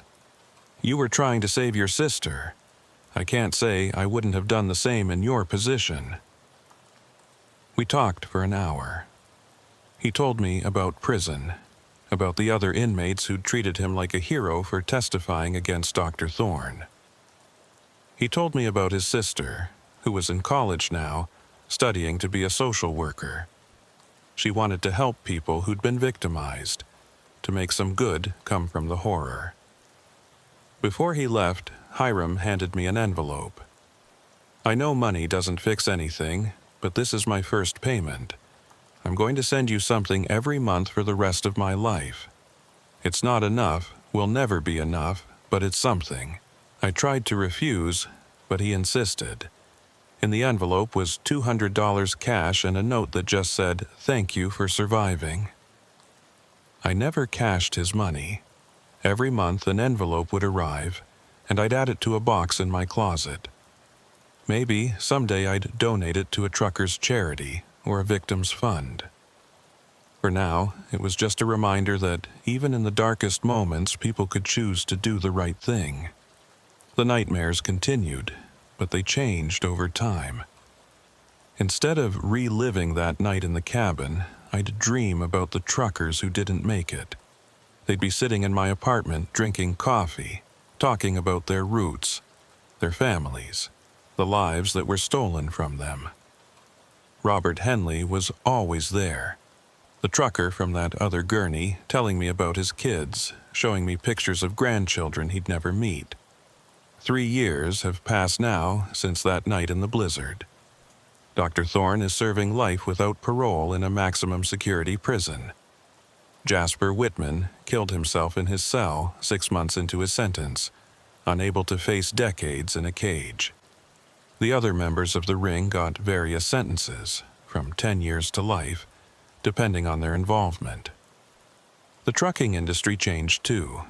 Companies started implementing better check-in procedures, GPS tracking that couldn't be spoofed, panic buttons in cabs. The FBI created a task force specifically for crimes targeting long-haul drivers. It was too late for the 14 who died, but maybe it would save others. I still work at Stanley's hardware store. Still live in my small apartment. Still wake up some nights feeling the cold of that blizzard, the weight of those hands holding me down. But I also wake up, which is more than those 14 drivers can say. Sometimes customers recognize me from the news coverage, want to shake my hand, call me a hero. I'm not a hero. I'm just a trucker who got lucky, who had one person with a conscience in a room full of monsters. Heroes are the ones who choose to do right even when it costs them everything. That's Hiram, turning evidence against people who threatened his sister. That's Detective Kruger, who spent 3 years chasing shadows to find these killers. That's the families of those 14 truckers, who somehow find the strength to keep going despite their loss. The story should have ended there, with justice served and me trying to rebuild some semblance of a normal life. But evil doesn't always stay buried, and the network Dr. Thorne had built was more extensive than anyone realized. It started with small things. Hang-up calls to the hardware store. Cars parked across from my apartment for hours with tinted windows. Mail that had clearly been opened and resealed. I told myself I was being paranoid, that the trauma was making me see threats that weren't there. But when Stanley mentioned that someone had been asking about me, a well-dressed woman claiming to be a journalist but refusing to leave contact information, I knew my instincts were right. The 4th winter after the incident, almost to the day, I got a call that changed everything.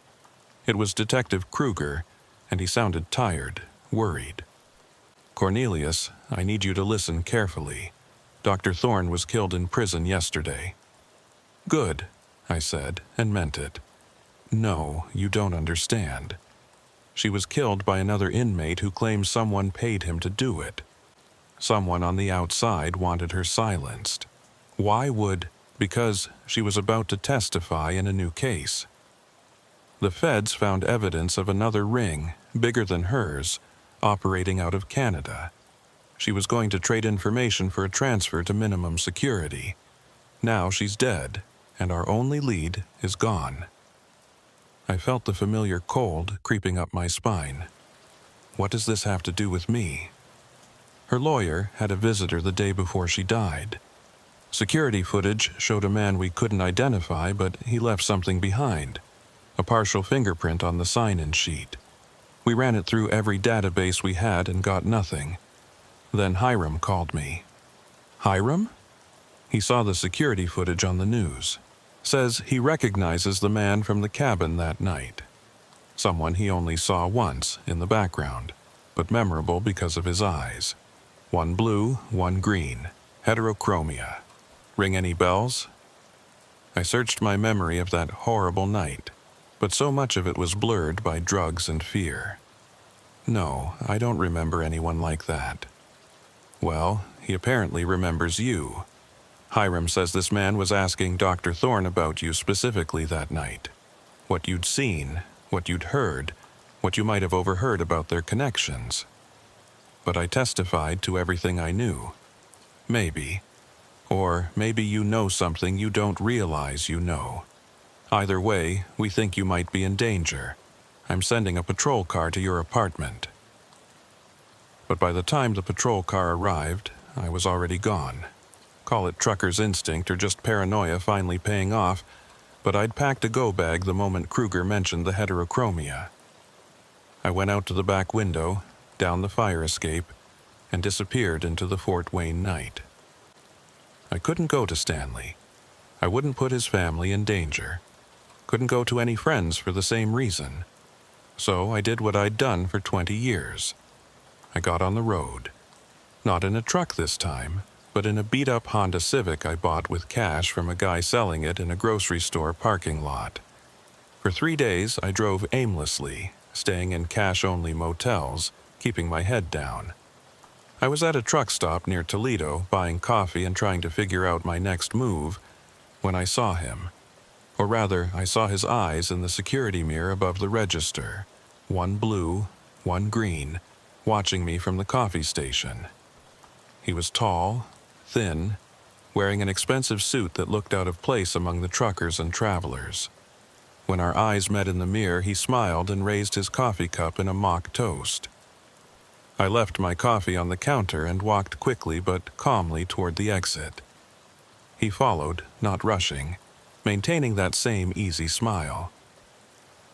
In the parking lot, I broke into a run toward my car, but he called out, "Cornelius, let's talk. I have a proposition."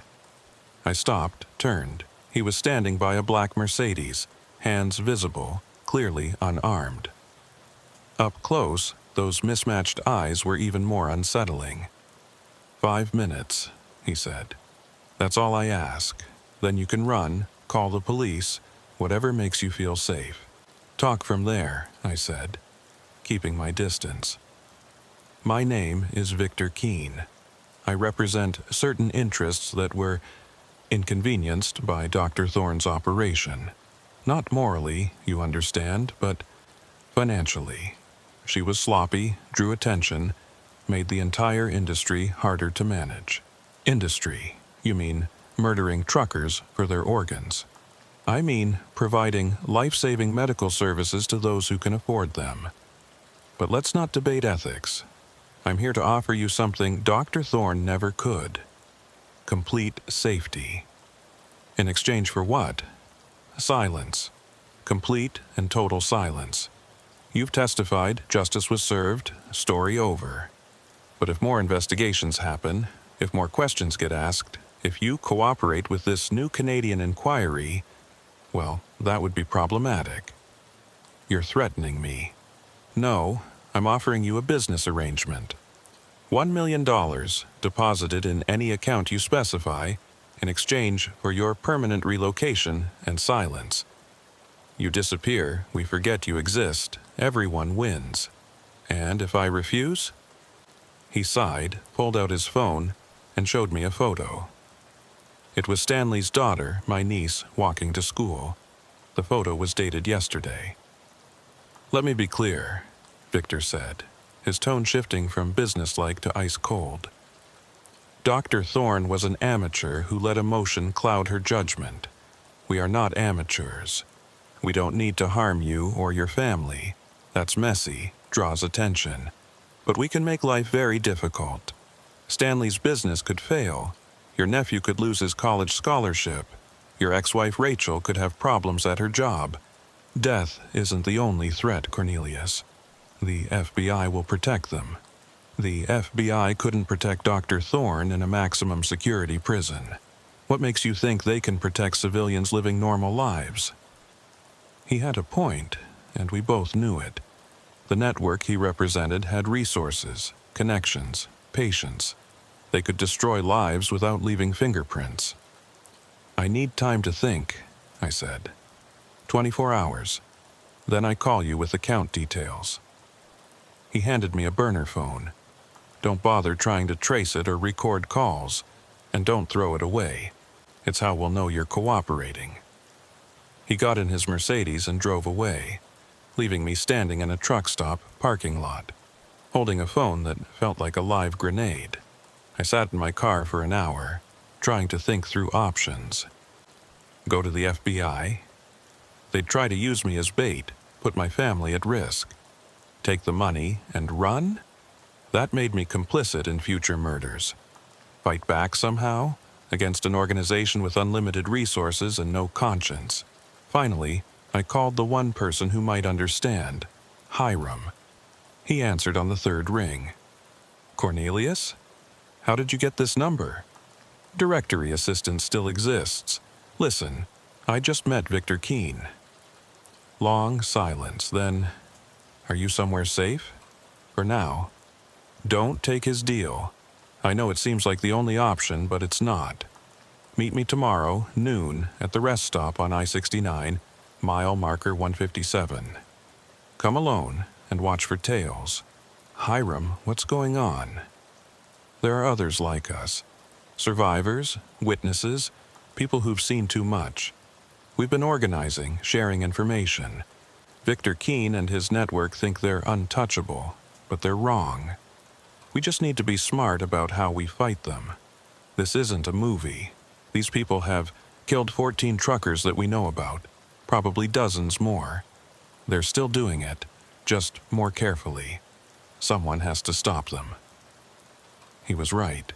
Taking Victor's money would make me safe, but it would damn every future victim. I thought about Robert Henley on that gurney, the 14 dead truckers, all the ones who might come after. I'll be there, I said. The next day, I arrived at the rest stop early, paranoid about ambush. But Hiram came alone as promised, driving a pickup that had seen better days. He looked healthier than when I'd last seen him. Stronger, more determined. There are 12 of us, he said without preamble. Survivors, family members of victims, even a few cops who've been pushed off cases. We share information, track patterns, build evidence. The FBI won't act without proof, so we're getting them proof. That's dangerous. So is doing nothing. Victor's network has killed at least 40 people that we can document. They're connected to organ trafficking rings in 6 countries. They own judges, cops, even federal agents, but they have one weakness. They think they're invisible. He pulled out a laptop, showed me spreadsheets, photographs, shipping manifests. The work of obsessive investigation, connecting dots law enforcement couldn't or wouldn't see. We tracked one of their operations to a warehouse in Buffalo, he said. They're moving organs through legitimate medical supply companies, hiding them in shipments of legal tissue samples. We have photos, recordings, everything. Then why haven't you gone to the authorities? We tried. The investigation got shut down from above. Someone warned them, and by the time police arrived, the warehouse was clean.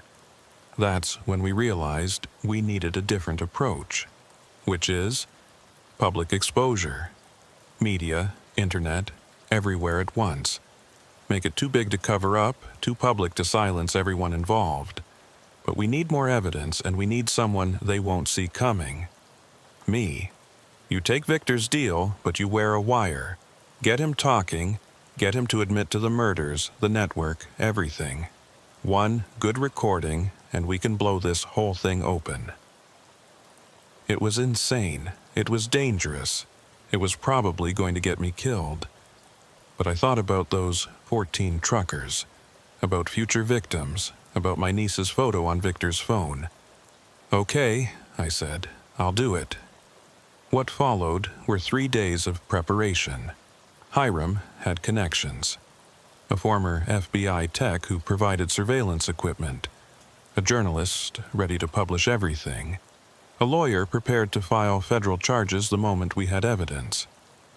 They taught me how to wear the wire, how to guide conversation, how to signal if I was in trouble. Victor called exactly 24 hours after our first meeting, as promised. I told him I'd take the deal, but wanted to meet in person to discuss details. He agreed, suggested a private dining room at an upscale Chicago restaurant. public enough that I'd feel safe, private enough for real conversation. The day of the meeting, I was terrified. The wire felt obvious against my chest, like it was broadcasting "I'm wearing a wire" to everyone who looked at me. But I walked into that restaurant, was escorted to the private room, and found Victor already there sipping wine. "Cornelius," he said warmly, "I'm glad you've chosen the sensible path." "I want guarantees," I said, sitting down. "My family stays safe permanently." "Of course. We're not monsters, despite what you might think. We're businessmen providing a service. A service that kills innocent people." He sighed. "The truckers. Yes, that was regrettable. Dr. Thorne's methods were crude, wasteful. We've since refined our approach." "Refined how?" "We no longer target healthy individuals. Instead, we've developed relationships with hospices, terminal wards, places where death is already imminent. Much cleaner, more ethical even. You're still trafficking organs. We're saving lives. The wealthy deserve health care too, don't they? Why should they die waiting on lists when organs are available? Because you're murdering people to get them. We're past tense. As I said, we've evolved." He poured me wine, which I didn't touch. "The truckers were Dr. Thorne's project, unsanctioned, I might add. When we discovered what she was doing, we were appalled." "So appalled, you let her continue for 5 years?" "We didn't know the full extent until your testimony. Once we did, we took action." "You had her killed." He smiled. "She had many enemies in prison. Who's to say which one finally acted? You're admitting to murder. I'm admitting to nothing. I'm simply observing that violent criminals often meet violent ends." I was getting frustrated. He was too careful, too practiced. I needed him to be more explicit. "What about the others? The 14 truckers who died?" 15, actually. The authorities never found Mitchell Flores. He's still listed as missing, but Dr. Thorne's records were quite clear about his fate. 15. There was another victim no one knew about. "Where's his body?" "Who knows? Dr. Thorne wasn't meticulous about disposal. Probably in a landfill somewhere or dissolved in acid. She had methods. And you knew about these methods.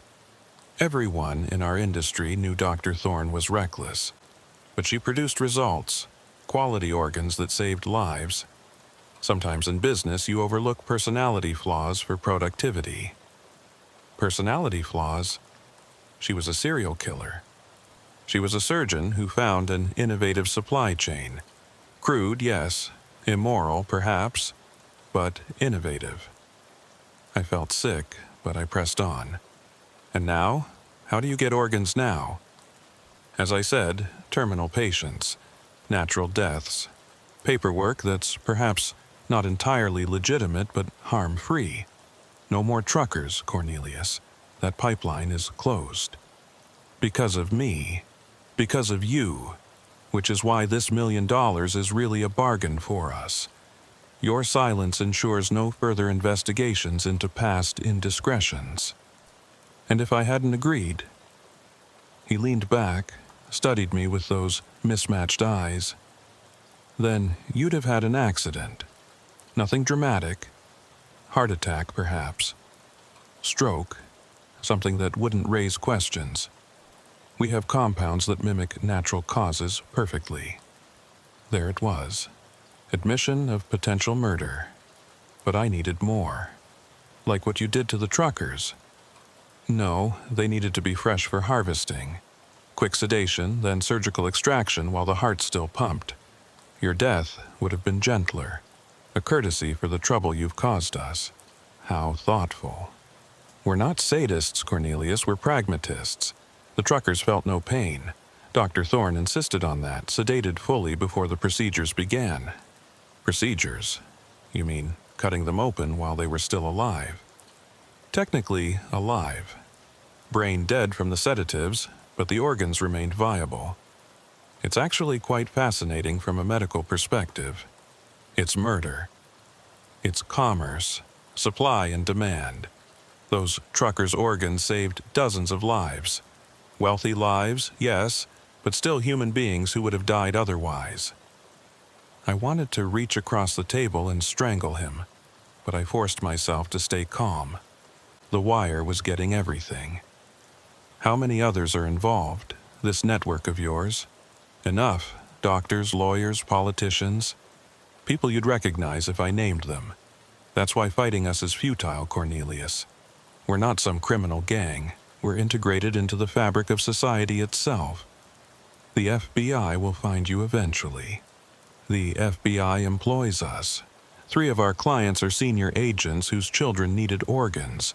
They're quite grateful for our services. My blood went cold. If he was telling the truth, the corruption went higher than anyone imagined. So, what now? I asked. I take your money and disappear? Exactly. We've prepared new identification, a complete history, even a job if you want it. You'll cease to be Cornelius, become someone else entirely, someone with no connection to trucking or organ harvesting or anything unpleasant. And my family will prosper. Stanley's hardware store will suddenly get a contract with a major chain. Your nephew's scholarship will be expanded. Your ex-wife will receive a promotion. Everyone wins, except the next victims. There won't be any next victims. I told you, we've evolved past such crude methods. I don't believe you. He shrugged. Belief isn't required. Only silence. He pulled out a tablet, showed me bank accounts, transfer authorizations, all ready to execute. $1 million waiting for my agreement. I need a guarantee, I said, written, signed, legally binding. You want a contract for illegal activity? I want insurance. Something that ensures you keep your word, he laughed. Very well. I'll have our lawyers draft something. Carefully worded, of course, but sufficient for your needs. He stood up. We'll meet again tomorrow, same place, to finalize everything. After he left, I sat in that private dining room for 10 minutes, afraid to move, afraid the wire would somehow reveal itself retroactively. Finally, I stood and walked out, trying to look casual despite the sweat soaking through my shirt. Hiram was waiting in a van 2 blocks away. The moment I got in, he asked, "Did you get it?" I pulled off the wire, handed it to the tech. Everything. Admission of murder, conspiracy, names of victims, even corruption in the FBI. The journalist, a woman named Patricia Knox, who'd been investigating organ trafficking for years, listened to the recording with tears in her eyes. "This is it," she said. "This breaks everything open." But I wasn't done. He mentioned Mitchell Flores, a 15th victim nobody knows about. We need to find his family, let them know. We will, Patricia promised. But first, we need to get this recording to people who can act on it. Real FBI, not the corrupted ones. How do we know who's clean? I have a contact, Hiram said. Agent Jennifer Maxwell.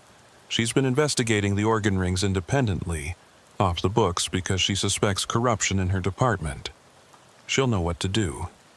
That night, while Victor thought I was considering his contract, the recording was being copied, transcribed, and distributed to law enforcement agencies across 3 states.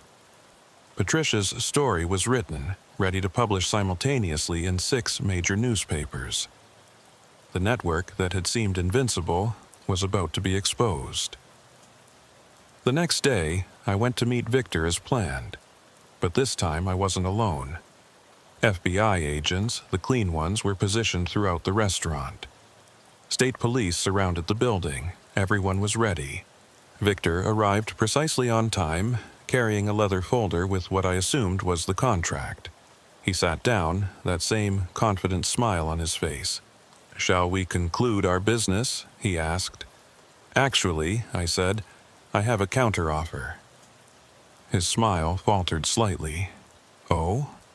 Turn yourself in." Testify against the network. Take the deal the FBI is about to offer you." He started to stand, but the door opened and Agent Maxwell walked in, followed by 6 other agents.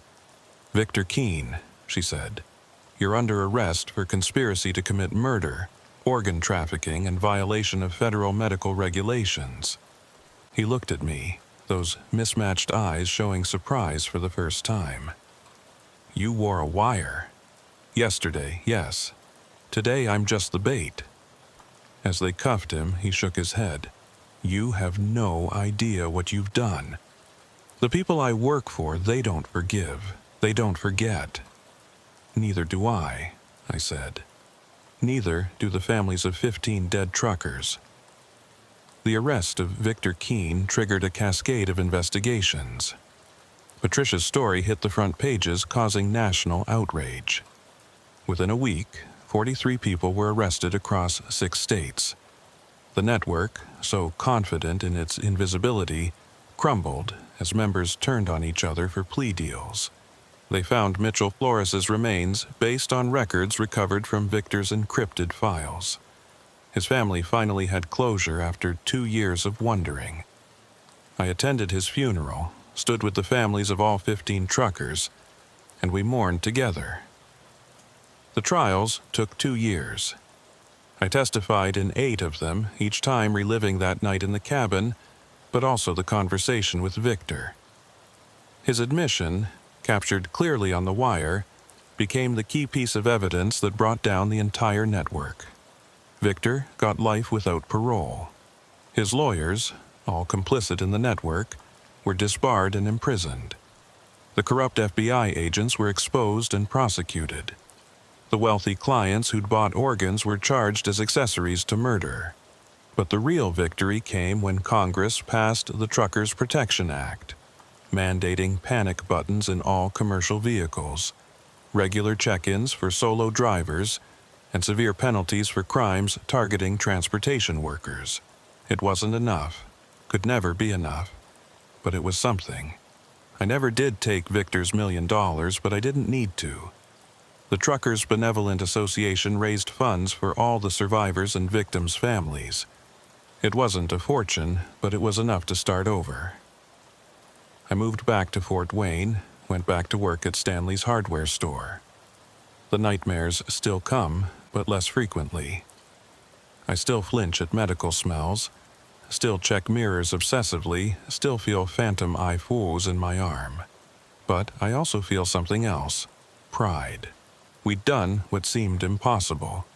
A group of traumatized survivors and grieving families had brought down a criminal network that owned judges and cops. We'd proven that ordinary people, when they stand together, can fight back against extraordinary evil. Hiram and I stay in touch. He's a counselor now, working with trauma victims. His sister graduated college, became a social worker as planned. She helps victims of human trafficking, turning her brother's nightmare into purpose. Detective Kruger retired last year, but not before seeing every member of the network convicted.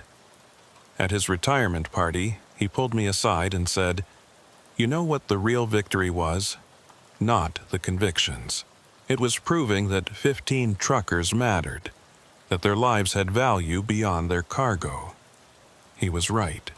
For too long, truckers had been invisible victims, their disappearances written off as accidents or abandonment.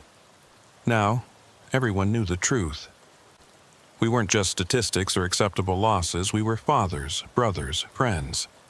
We were human beings who deserved justice. As I write this, it's been 5 years since that blizzard. 5 years since Jasper's truck emerged from the snow to rescue me. I still drive sometimes, not trucks but regular cars, and every time I pass a semi on the highway, I think about the driver inside. Are they safe? Do they know about the panic button, the check-in procedures, the protections we fought to create? Most of all, I think about the 15 who didn't make it. Robert Henley, Mitchell Flores, and 13 others whose names are now engraved on a memorial at the Truckers' Hall of Fame. They didn't get to testify, didn't get to see justice served, didn't get to go home, But they're not forgotten. Their sacrifice exposed a horror that might have continued indefinitely. Saved future lives we'll never be able to count. That's the thing about survival. It comes with responsibility. The responsibility to bear witness, to fight back, to ensure the dead aren't forgotten. Every time I tell this story, every time someone reads about what happened, those 15 truckers live again in memory. The storm that night nearly killed me. Jasper and his network tried to harvest me like cattle. But I survived, and that survival became a weapon against them. Sometimes the best revenge isn't violence or hatred. It's simply refusing to die, refusing to be silenced, refusing to let evil win. I still check weather reports obsessively, still avoid driving in blizzards, still feel my chest tighten when I see medical equipment. But I'm alive. I'm free. And somewhere out there, truckers are driving through the night a little bit safer because 15 of their brothers didn't die in vain. That's my story. Every word of it true, documented in court records and FBI files. It's a story of horror, but also of hope, of ordinary people facing extraordinary evil and winning, of justice delayed but not denied. If you're a trucker reading this, remember, trust your instincts. If someone seems too helpful, too convenient, too good to be true in bad weather, they probably are. Your life is worth more than any schedule, any cargo, any delivery deadline. And if you're ever outside Chicago in a blizzard and someone offers to help, make sure you can see both their eyes are the same color. It might just save your life. My name is Amos, and I've been hauling freight across the Midwest for 18 years. Started when I was 25, right after I got out of the military, and trucking became my whole life. The open road, the solitude, the steady paycheck. It all made sense to me in a way that civilian life never quite did after Afghanistan. By the time this story happened, in late October of last year, I thought I'd seen everything the job could throw at me. I was wrong.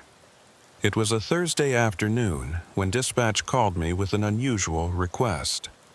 I was already loaded up in Indianapolis, carrying a shipment of medical supplies bound for Milwaukee, when they asked if I could make an additional stop in Chicago. Some specialty medical equipment needed to be delivered to a research facility on the south side. The pay was exceptional. Triple the normal rate for what should have been a simple 2-hour detour. The client's name is Ezekiel Marsh, the dispatcher told me. He runs a private medical research facility. Says it's extremely time-sensitive, some kind of experimental treatment that can't be delayed. I should have asked more questions. Should have wondered why a research facility would need a delivery at 11 p.m. on a Thursday night. Should have questioned why they were paying so much for what seemed like a routine drop-off.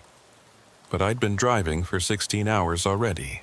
I was tired, and the money was too good to pass up. My daughter Emma was starting college next year, and every extra dollar helped. The address they gave me was in an industrial district I'd never delivered to before.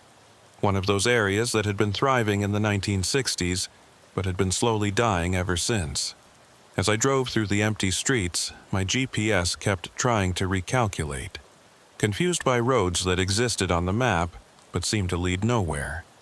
Half the streetlights were out, and the ones that worked cast this sickly orange glow that made everything look diseased.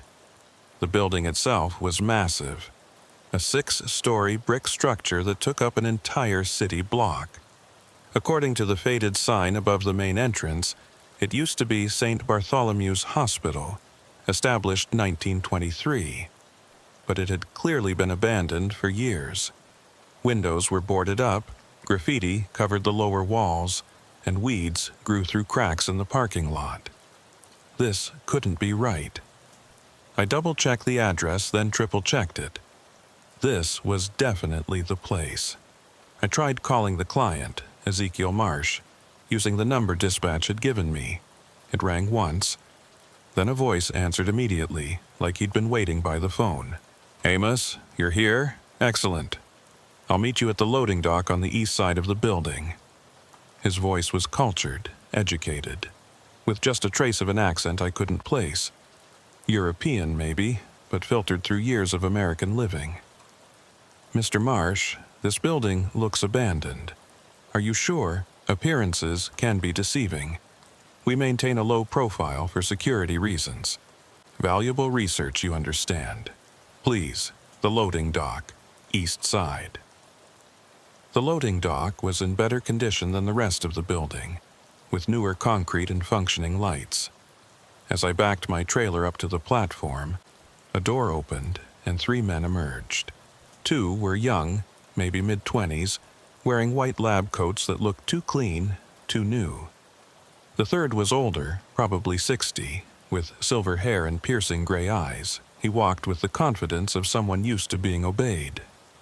"Mr. Amos," he said, extending his hand. "Ezekiel Marsh. Thank you for accommodating our unusual schedule."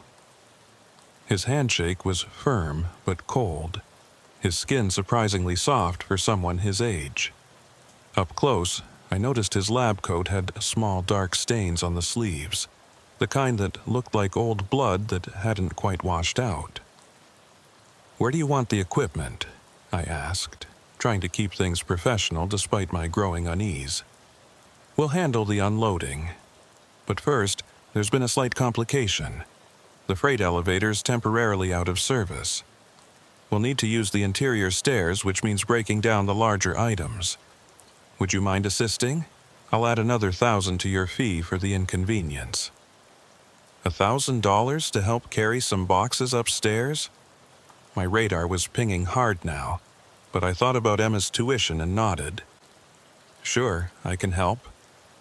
The 2 younger men started opening my trailer, and I noticed they seemed to know exactly what they were looking for. They bypassed the Milwaukee shipment entirely, going straight to 3 specific crates marked with biohazard symbols. Those weren't on my manifest. I would have remembered biohazard materials. They required special documentation. "Hold on," I said. "Those crates aren't supposed to be here. They're not on my shipping list." Ezekiel smiled, but it didn't reach his eyes. "A clerical error, I'm sure. These are definitely ours, ordered through the usual channels. I can't release cargo that's not on my manifest. That's federal law." The smile faded. "Mr. Amos, we're conducting important medical research here. Life-saving research.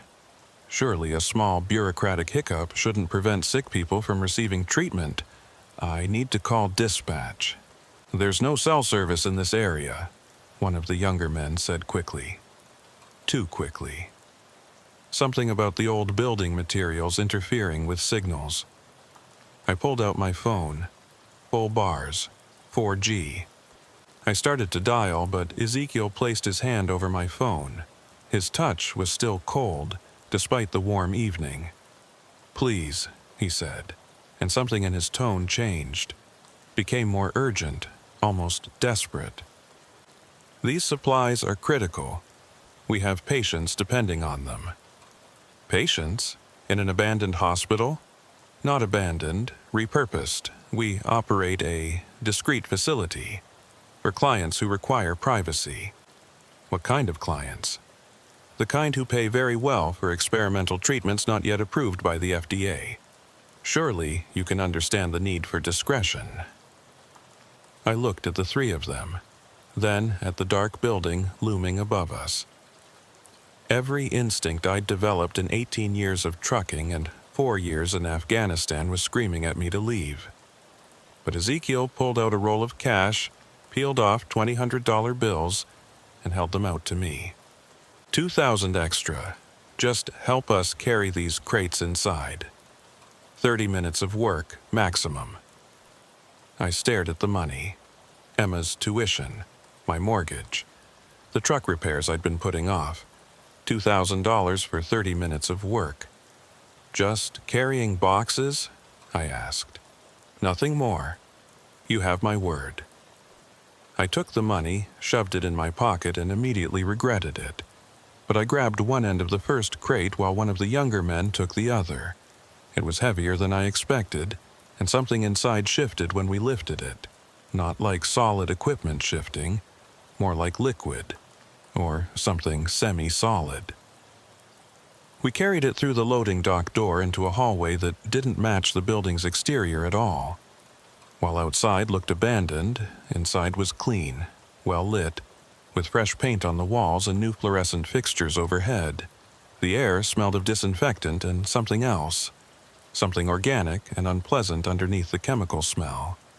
"This way," Ezekiel said, leading us down the hallway. We passed several doors, all closed, but I could hear things behind them.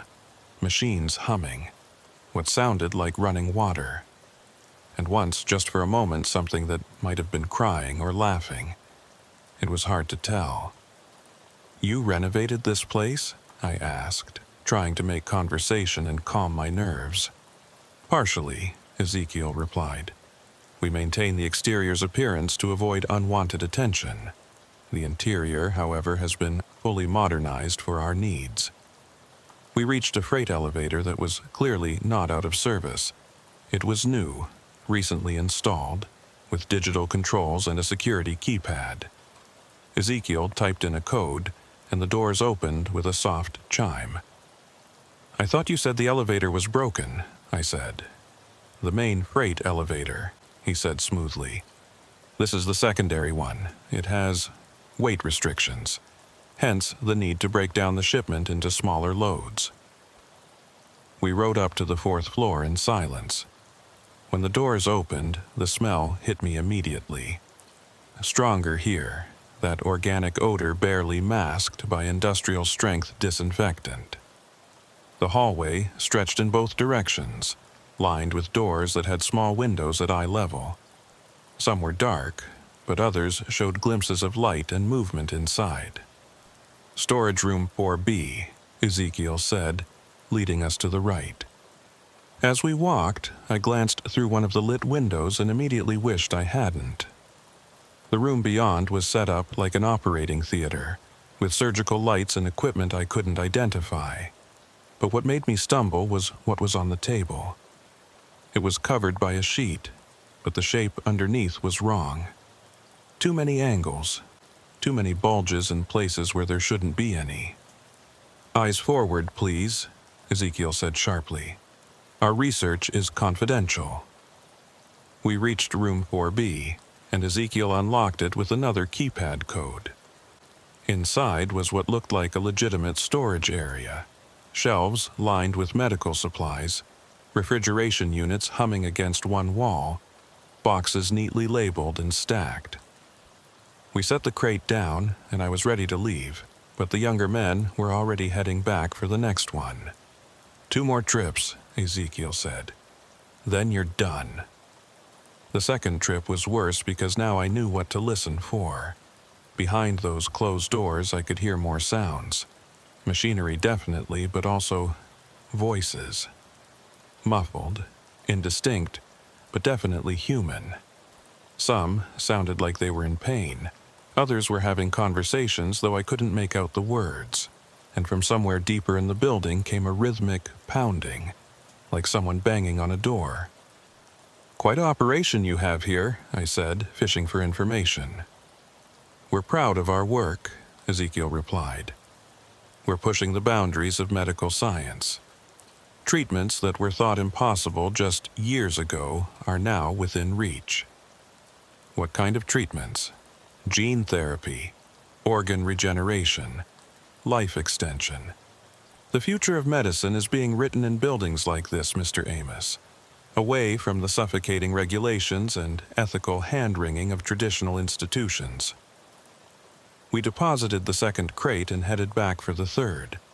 By now, my nerves were completely shot. I just wanted to get the last crate delivered and get out of there. But as we were loading it onto a hand truck at the loading dock, I heard something that made my blood freeze. A voice coming from inside the crate itself. Muffled, weak, but definitely human. "Please, someone, help me." I dropped my end of the crate immediately and it hit the ground with a crash. The two younger men exchanged panicked looks, and Ezekiel's face went from friendly to furious in an instant. "What's in this crate?" I demanded, backing away. "Nothing that concerns you," Ezekiel said, his voice ice cold now. "You've been paid. Complete the delivery. There's someone in there. You're mistaken. The contents shifted, that's all. Sometimes the preservation fluids can create air pockets that sound like preservation fluids. What the hell are you preserving?" The voice came again, louder this time. "Help! Can anyone hear me? Please!" It was a man's voice, terrified, desperate. I moved toward the crate, but one of the younger men stepped in front of me. He'd pulled back his lab coat, revealing a pistol tucked into his waistband. "I think you should leave now," he said. "Not without knowing what's in that crate." "That would be inadvisable," Ezekiel said. He'd pulled out his phone and was typing something. "You have family, don't you, Mr. Amos? A daughter, Emma, starting at Northwestern next year. Pre-med, according to her social media. Very ambitious." My blood went cold. "How do you—" "We research everything, Mr. Amos, everyone.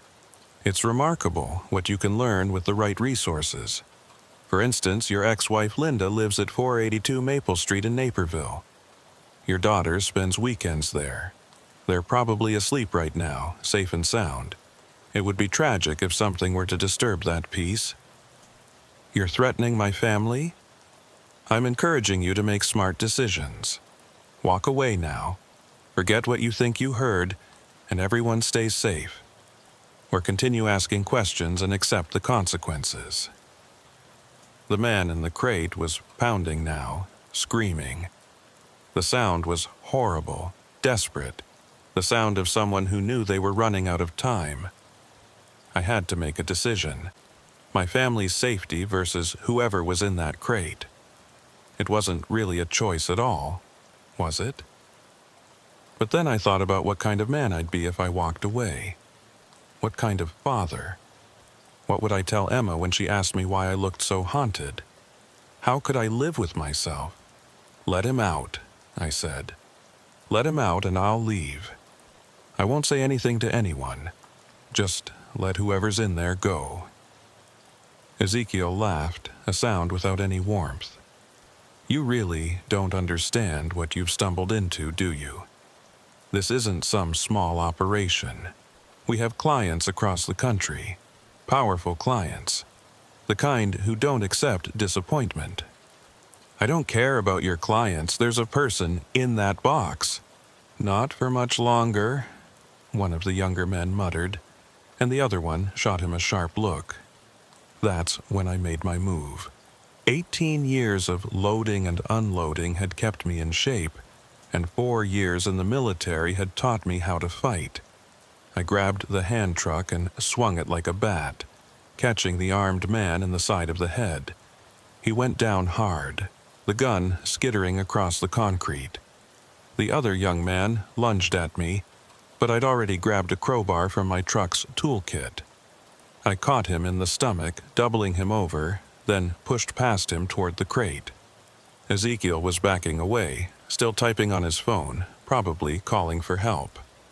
I jammed the crowbar into the crate's lid and started prying. The wood splintered, revealing some kind of complex locking mechanism underneath. But I could see air holes now, and fingers pushing through them, desperate, grasping. "Hold on," I shouted. "I'm getting you out." "Behind you," the voice inside warned. I spun just as the man I'd hit with the hand truck was getting up, reaching for his gun. I threw the crowbar at him, making him duck, then rushed him. We went down together, wrestling for the weapon. He was younger, but I was bigger, and desperation gave me strength. I managed to get the gun away and scrambled to my feet, pointing it at all three of them. "Open the crate," I ordered. "You have no idea what you're doing," Ezekiel said. "The person in there isn't who you think they are. They're not innocent. I don't care. Open it."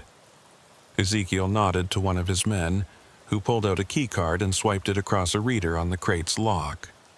There was a beep, then a click, and the lid popped open. The man inside sat up gasping, his face pale and sweaty, his clothes soaked with some kind of clear fluid. He was middle-aged, balding, wearing what looked like a hospital gown. His arms were covered in injection marks, and there was a bandage around his head that was seeping blood. "Thank God," he gasped. "Thank you. I thought I was going to die in there." "Who are you?" I asked, keeping the gun trained on Ezekiel and his men. "My name is Dr. Harold Crenshaw. I was a researcher here, until I found out what they were really doing, which is, they're not conducting medical research. They're harvesting, taking organs, tissue, bone marrow from living subjects, some voluntary, desperate people who need money. Others," he looked at me with haunted eyes, "others aren't so willing." "You're delusional," Ezekiel said calmly. "Dr. Crenshaw suffered a psychotic break. We were transporting him to a psychiatric facility for treatment." "In a shipping crate?" I asked. "He became violent. It was for his own safety." Dr. Crenshaw laughed bitterly. "My own safety? You were taking me to the disposal site. I know too much. Just like Dr. Patterson knew too much. And Nurse Williams. And all the others who asked too many questions." "We need to go," I said to Crenshaw. "Can you walk?" He nodded, climbing out of the crate on shaky legs. "There are others," he said. "Other people in the building. Patients, subjects, whatever you want to call them. We can't leave them." "We're leaving now," I said, backing toward my truck while keeping the gun on Ezekiel. "You won't make it 2 blocks," Ezekiel said. "I've already alerted security. They'll be here in minutes." As if on cue, I heard vehicles approaching, multiple engines coming fast. We had maybe 30 seconds before they arrived. "Get in the truck," I told Crenshaw, but he was shaking his head. "I can't leave them. Room 3C. There's a young woman there, Sarah. She's only 22. They took her kidney last week and they're planning to take the other one tomorrow. In room 3F, there's a man named James. They've been draining his bone marrow for months. We can't save everyone," I said, pulling him toward the truck. "We need to get out and call the police." "The police won't come," Ezekiel said, with that cold smile. "We have arrangements, understandings. You'd be surprised how many people benefit from our work." The vehicles were getting closer. I could see headlights now, 3 sets, converging on the loading dock. We were out of time. I made a split-second decision that probably saved our lives. Instead of trying to run to my truck, which was blocked in by the approaching vehicles, I grabbed Dr. Crenshaw and pulled him back into the building. Ezekiel's eyes widened in surprise. "Lock it down!" he shouted to his men.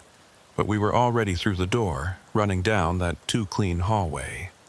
Behind us, I heard Ezekiel yelling orders, feet pounding on concrete, radios crackling. The building that had seemed so quiet and controlled was suddenly alive with activity. Doors were opening, voices shouting, alarms beginning to wail. "This way," Crenshaw gasped, pulling me left at an intersection. "There's another exit through the old emergency room." We ran past more doors with those little windows, and now faces were pressed against them. Some looked desperate, others resigned. A few seemed barely conscious. How many people were being held here? "We have to help them," Crenshaw said again. "We help them by getting out and bringing real cops," I replied, though the image of those faces would haunt me forever. We burst through a set of double doors into what had once been the hospital's emergency room. It was mostly stripped now, just empty beds and broken equipment pushed against the walls. But there was an exit sign glowing above a door on the far side. That's when someone stepped out from behind an overturned gurney. Not one of Ezekiel's lab-coated assistants, but a massive man in security gear, carrying what looked like a tactical shotgun. His name tag read, Obadiah. "Mr. Marsh wants you to return to the loading dock," he said, his voice surprisingly soft for such a large man. "Both of you." I still had the pistol I'd taken, and I raised it, though my hands were shaking. "We're leaving." Obadiah shook his head slowly. "No, sir, you're not. That pistol has no bullets. Mr. Jonas never keeps it loaded. Too much liability, he says." My heart sank. I pulled the trigger anyway. Click, empty. "Now," Obadiah continued, "you can come quietly, or I can make you come. Mr. Marsh prefers the first option. Less mess." "You know what they're doing here?" I asked. "You know they're killing people." "I know they're paying me very well not to ask questions," Obadiah replied. "Been doing that for 3 years now. Not about to stop because some truck driver got curious." Dr. Crenshaw stepped forward. "Obadiah, you helped me with my research when I first started. Remember? We talked about your daughter, how she wants to be a doctor someday. Is this the kind of medicine you want her practicing?" Something flickered in Obadiah's eyes. Doubt, maybe, or shame. But he steadied the shotgun. "My daughter's medical school isn't going to pay for itself, Doc. I'm sorry about this, I really am, but you should have stayed quiet like the rest of us." That's when we heard the screaming. Not from behind us, but from somewhere above. A woman's voice, terrified and in pain. It went on for maybe 10 seconds, then cut off abruptly. "Room 3C, Crenshaw whispered. "They're taking her other kidney. They moved up the schedule because of us." Obadiah's jaw tightened, but he didn't lower the gun. "Not my problem." "It's everyone's problem," I shouted. "How can you stand there and—" The lights went out. For a moment, there was absolute darkness.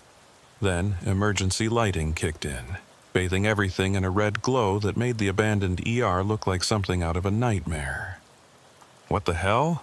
Obadiah muttered, reaching for his radio. A voice came over the building's intercom system, but it wasn't Ezekiel. It was younger, female, and furious. "This is Dr. Patricia Vance. I've disabled the main power grid and locked down all security systems. The police have been called. The real police, not your paid-off contacts. FBI, too. You have 5 minutes before they arrive." Ezekiel's voice crackled over Obadiah's radio. "Code Black. All security to the server room. Protect the data at all costs." Obadiah looked torn, glancing between us and the door. The radio squawked again. "Obadiah, where are you? We need you at the servers now." "Go," I said. "Stop them from destroying evidence. Maybe it'll count for something when the cops get here." He stared at me for a long moment, then lowered the shotgun. "4th floor," he said quietly. "Room 4J. That's where they keep the kids." "Kids?" My blood went cold. "Runaways mostly, nobody to miss them." He looked sick saying it. I never went in there, couldn't, but I knew. He turned and ran toward the stairwell, either to help Ezekiel or to stop him, I couldn't tell. "We have to get them," Crenshaw said immediately. "The cops will be here in 5 minutes. Ezekiel will kill them all before then, destroy all the evidence, including the witnesses." He was right. I could already smell smoke coming from somewhere above. They were burning documents, probably destroying hard drives, eliminating any trace of what they'd done. And if they were willing to kill evidence— "Let's go," I said. We ran for the stairs, taking them 2 at a time. The 2nd floor was chaos. People in lab coats running with boxes of files, security guards shouting orders, smoke beginning to fill the hallways. Nobody paid attention to us in the confusion. The third floor was worse. Some of the doors were open now, and patients were stumbling out. Men and women in hospital gowns, some with fresh surgical scars, others barely able to walk. They looked confused, terrified, lost. "Emergency exit is that way," Crenshaw shouted to them, pointing toward the far end of the hall. "Get out now!" Some listened and ran. Others seemed too traumatized or drugged to understand. We couldn't save them all. We had to focus on the kids. The fourth floor was eerily quiet compared to the chaos below. The smoke was thicker here, and I could see flames flickering through some doorways. They were destroying everything. Room 4J was at the end of the hall. The door was locked, but I still had the empty pistol, and I used it to smash the lock mechanism. The door swung open, revealing a scene that still appears in my nightmares. 6 kids, ranging from maybe 10 to 16, all in hospital beds. IV lines in their arms, monitoring equipment beeping steadily. They were unconscious or sedated, I couldn't tell which. Charts at the foot of each bed listed blood types, tissue compatibility markers, and scheduled procedures. "Help me disconnect them," Crenshaw said, already moving to the nearest bed. It was a girl, maybe 13, with dark hair and a pale face. As he removed her IV, her eyes fluttered open. "Are you my doctor?" she asked groggily. "I'm getting you out of here," he said. "Can you walk?" She tried to sit up, wobbled, then nodded. "I think so." We worked quickly, disconnecting IVs, helping kids sit up, supporting those who could barely stand. One boy, probably 15, was more alert than the others.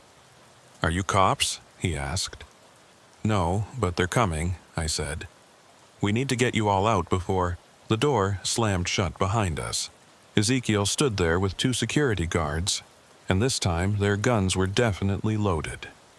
"I'm disappointed, Mr. Amos," he said. "You could have walked away, now you're going to disappear, just like Dr. Crenshaw was supposed to." "The FBI is coming," I said, trying to sound more confident than I felt. "No, they're not. Dr. Vance's little stunt was impressive, but we have protocols for such situations. The calls were intercepted, redirected. A hazmat team will arrive shortly. Our hazmat team. They'll find a terrible chemical spill, no survivors, and the building will be condemned and demolished within the week. You're insane. I'm practical. Do you know how much a young, healthy heart is worth on the black market? A liver, kidneys? These children are worth millions, and their absence won't even be noticed. They're nobody. Runaways, drug addicts, throwaways. They're kids, I shouted. "They're inventory," he corrected coldly. "And you're disrupting my supply chain." One of the kids, the alert boy, suddenly spoke up.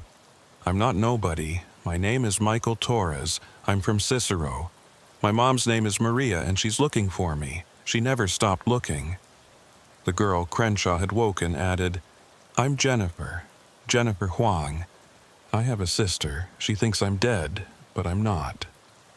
One by one, the other kids started saying their names, their voices getting stronger. David, Ashley, Carlos, Brittany. They weren't inventory, they were people, and they were done being silent. Ezekiel's face twisted with annoyance. "Enough! Sedate them all. We'll move them to the backup facility." That's when everything happened at once. The window behind Ezekiel exploded inward. Not from a gunshot or explosion, but from a fire axe wielded by someone outside. A woman in a lab coat climbed through. Dr. Patricia Vance, I assumed. She was younger than I'd expected, maybe 30, with fierce eyes and blood on her hands from the broken glass. "The real FBI is here," she announced. "I sent the evidence directly to their cybercrimes division. Locations of all your facilities, client lists, financial records, everything." Ezekiel spun toward her, and I took my chance. I grabbed a metal IV stand and swung it like a club, catching one guard in the knee. He went down, screaming. Crenshaw, showing more courage than I'd expected, tackled the other guard's legs.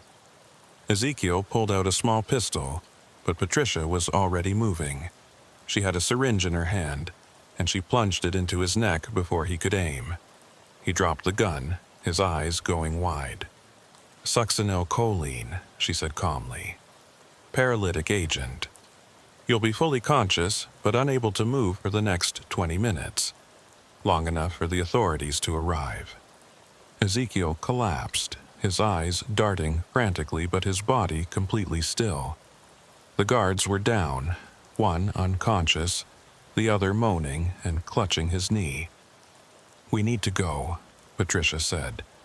"I set fires in the lab areas to destroy their biological samples, but it's spreading faster than I planned."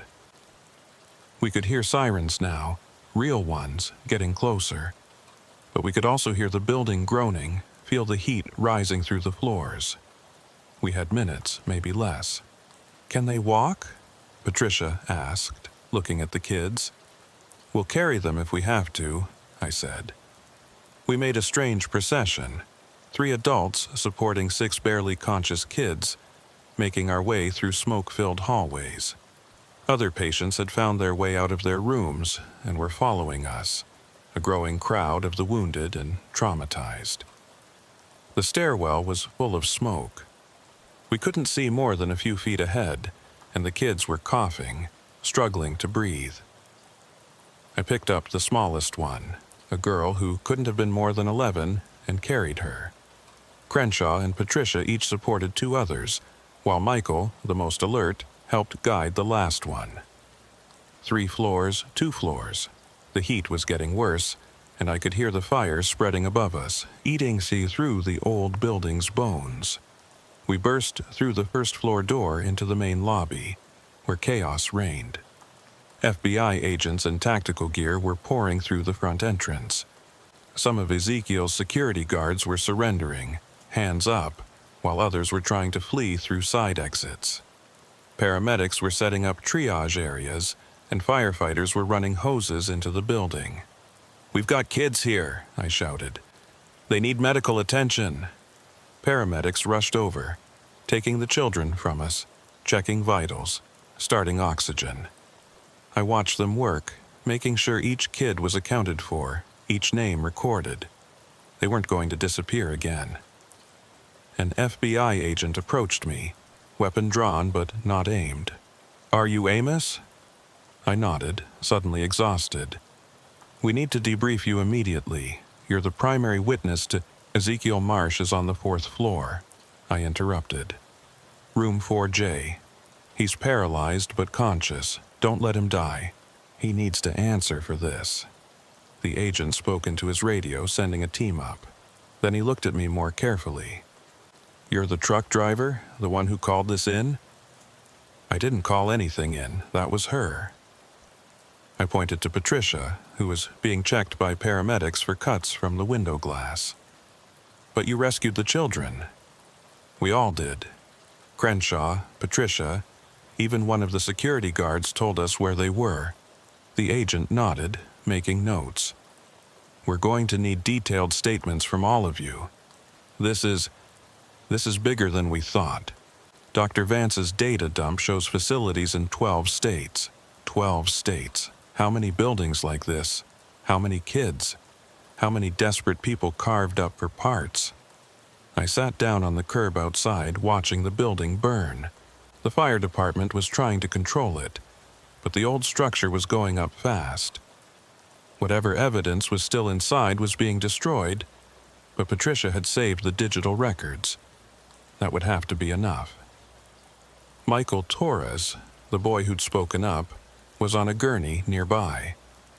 He caught my eye and nodded just once. A thank you, maybe. Or just acknowledgement that we'd both survived something horrible. My phone buzzed. Multiple missed calls from dispatch, from my ex-wife, from Emma. Word was already spreading. I called Emma first.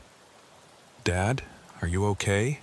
The news is saying something about a human trafficking ring in Chicago and a truck driver who—" "I'm okay," I said, though I wasn't sure that was true. "I'm safe.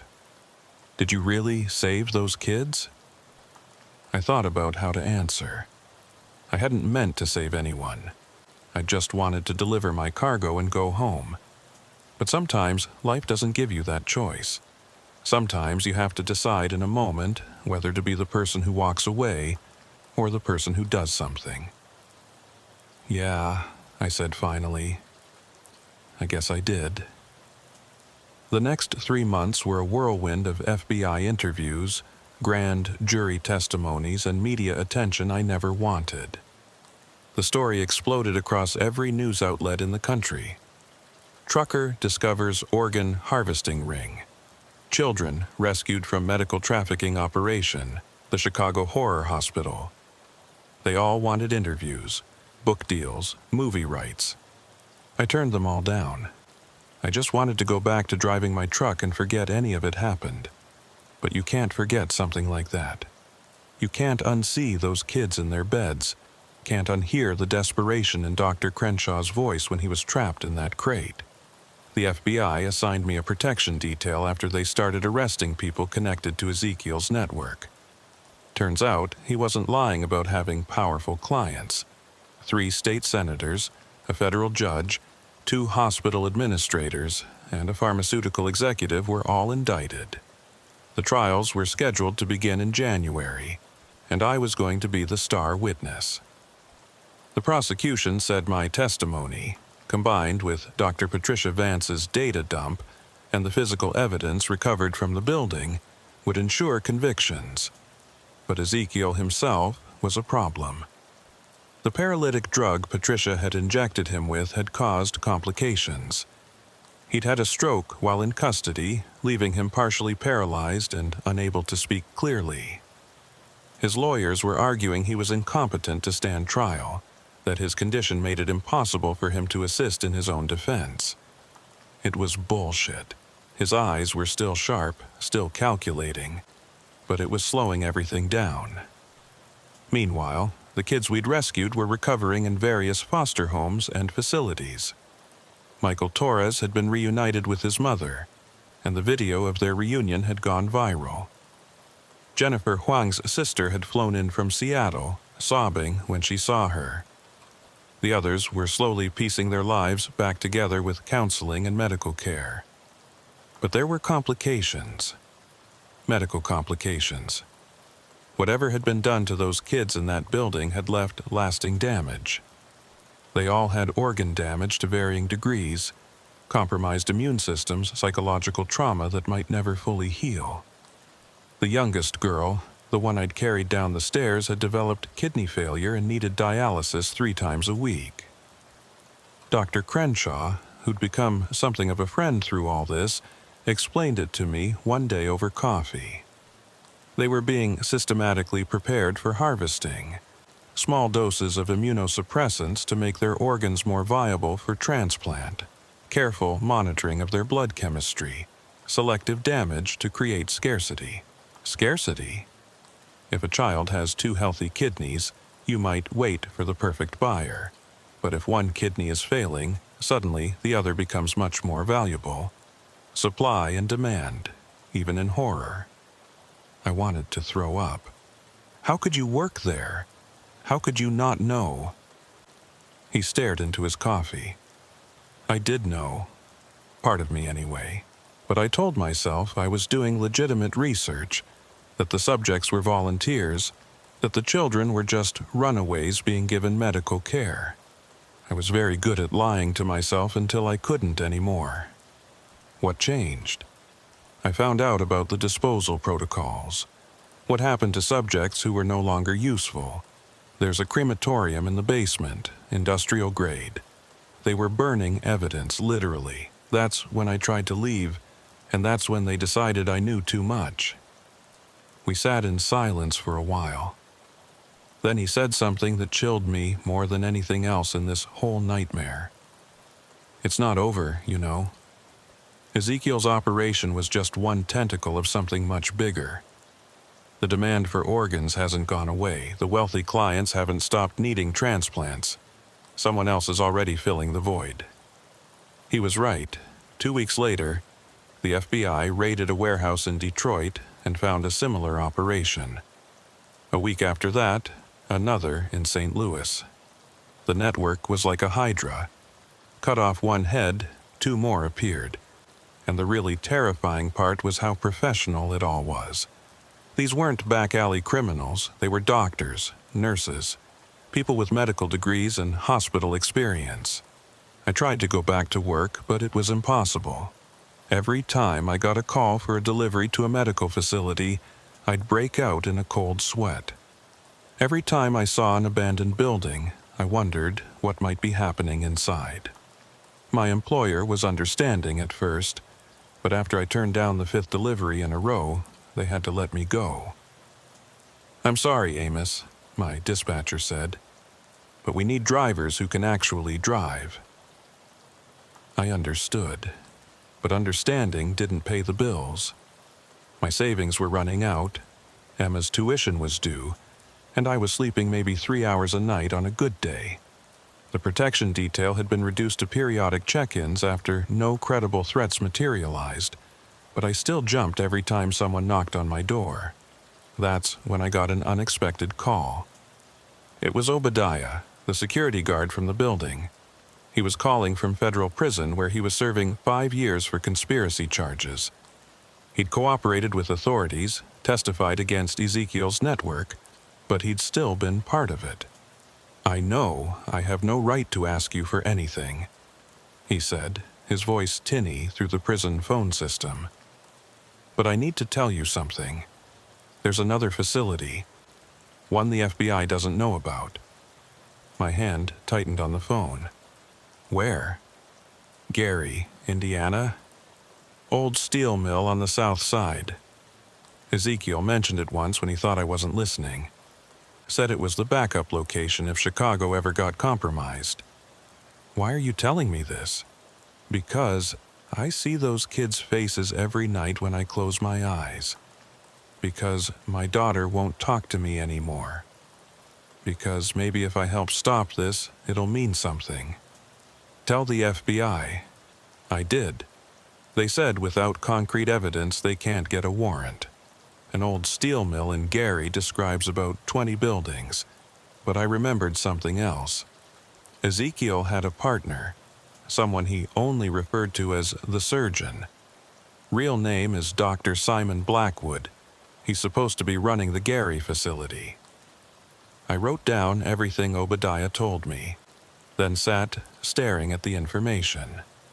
The smart thing would be to pass it along to the FBI and let them handle it eventually.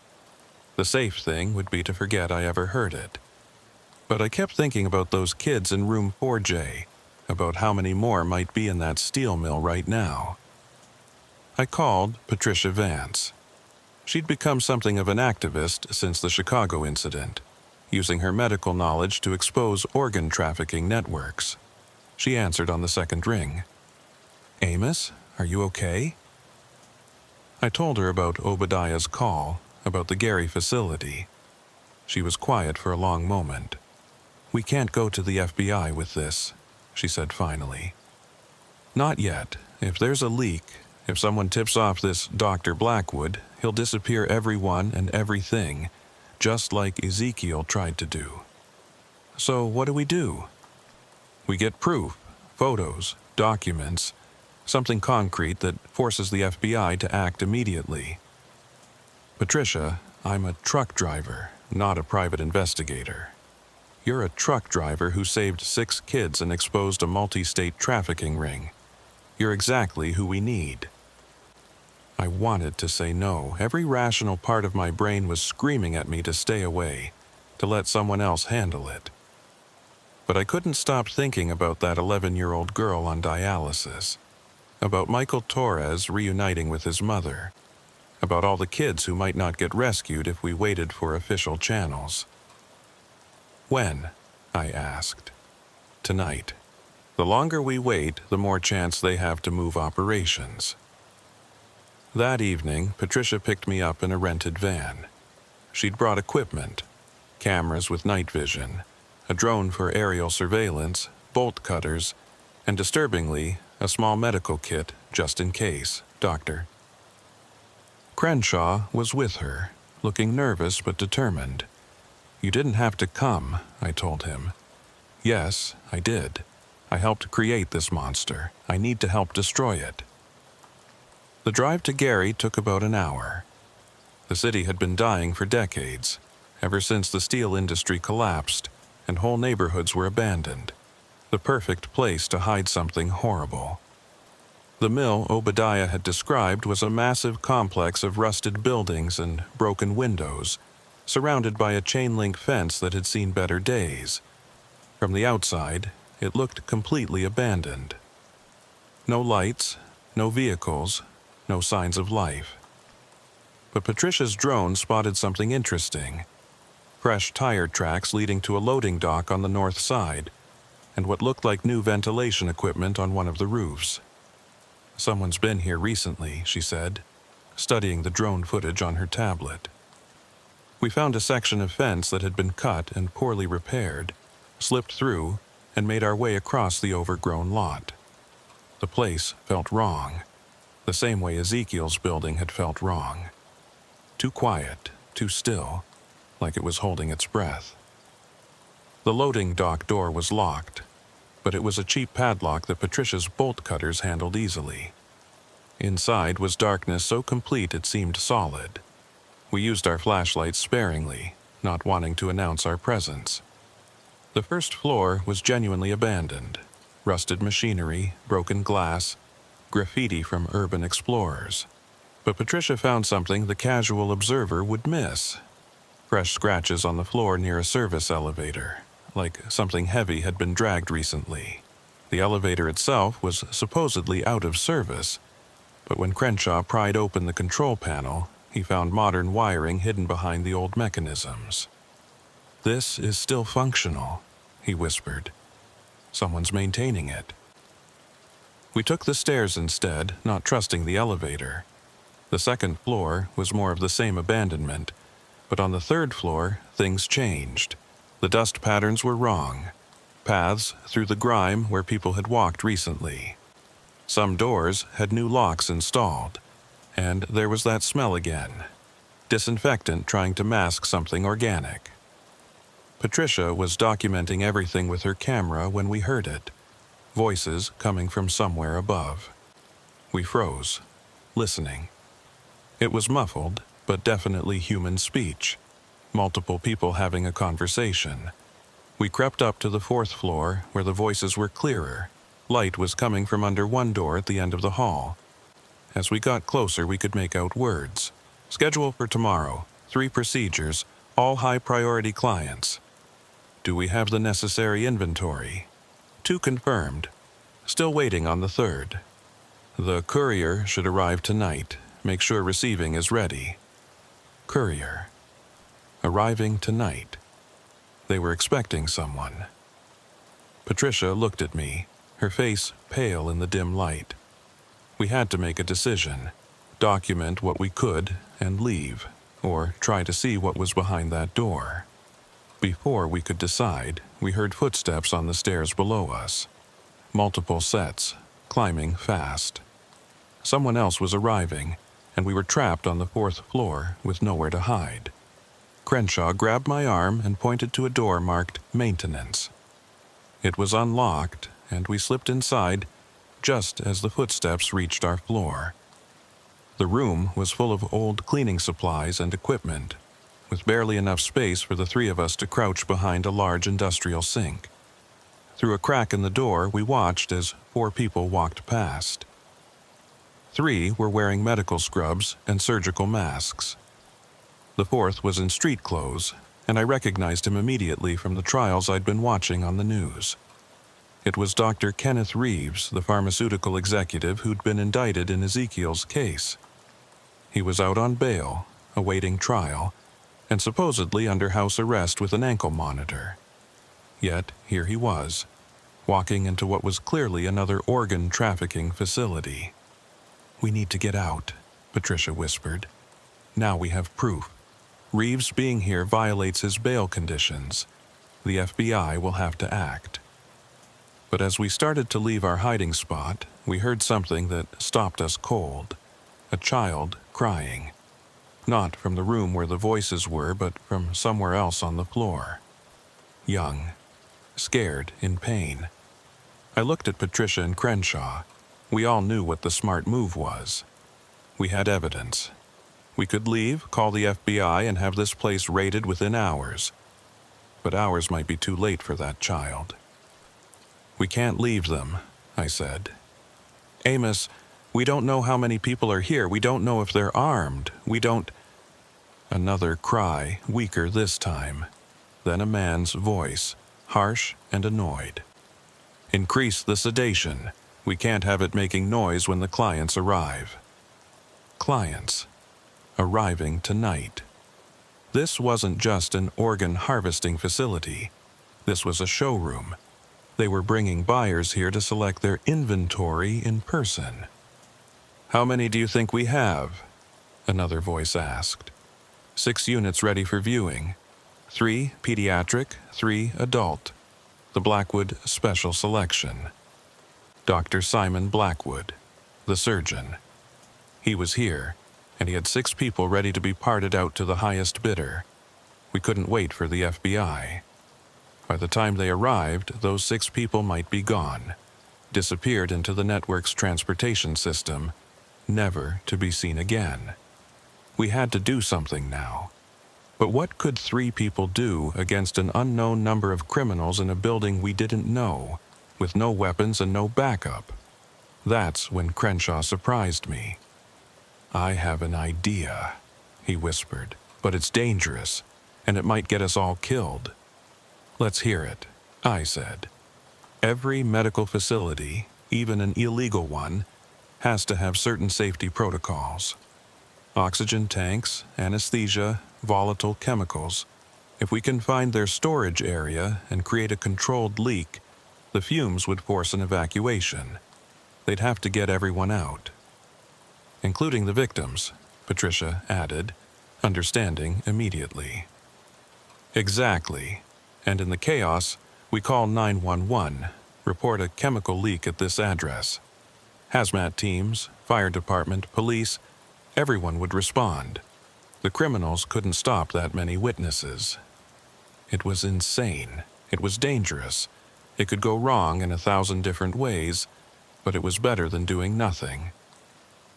Where would they store that stuff? I asked. Crenshaw thought for a moment. Basement, probably. Away from the procedure rooms, but easily accessible. We'd need to find the service areas. We slipped out of the maintenance room and headed back toward the stairs.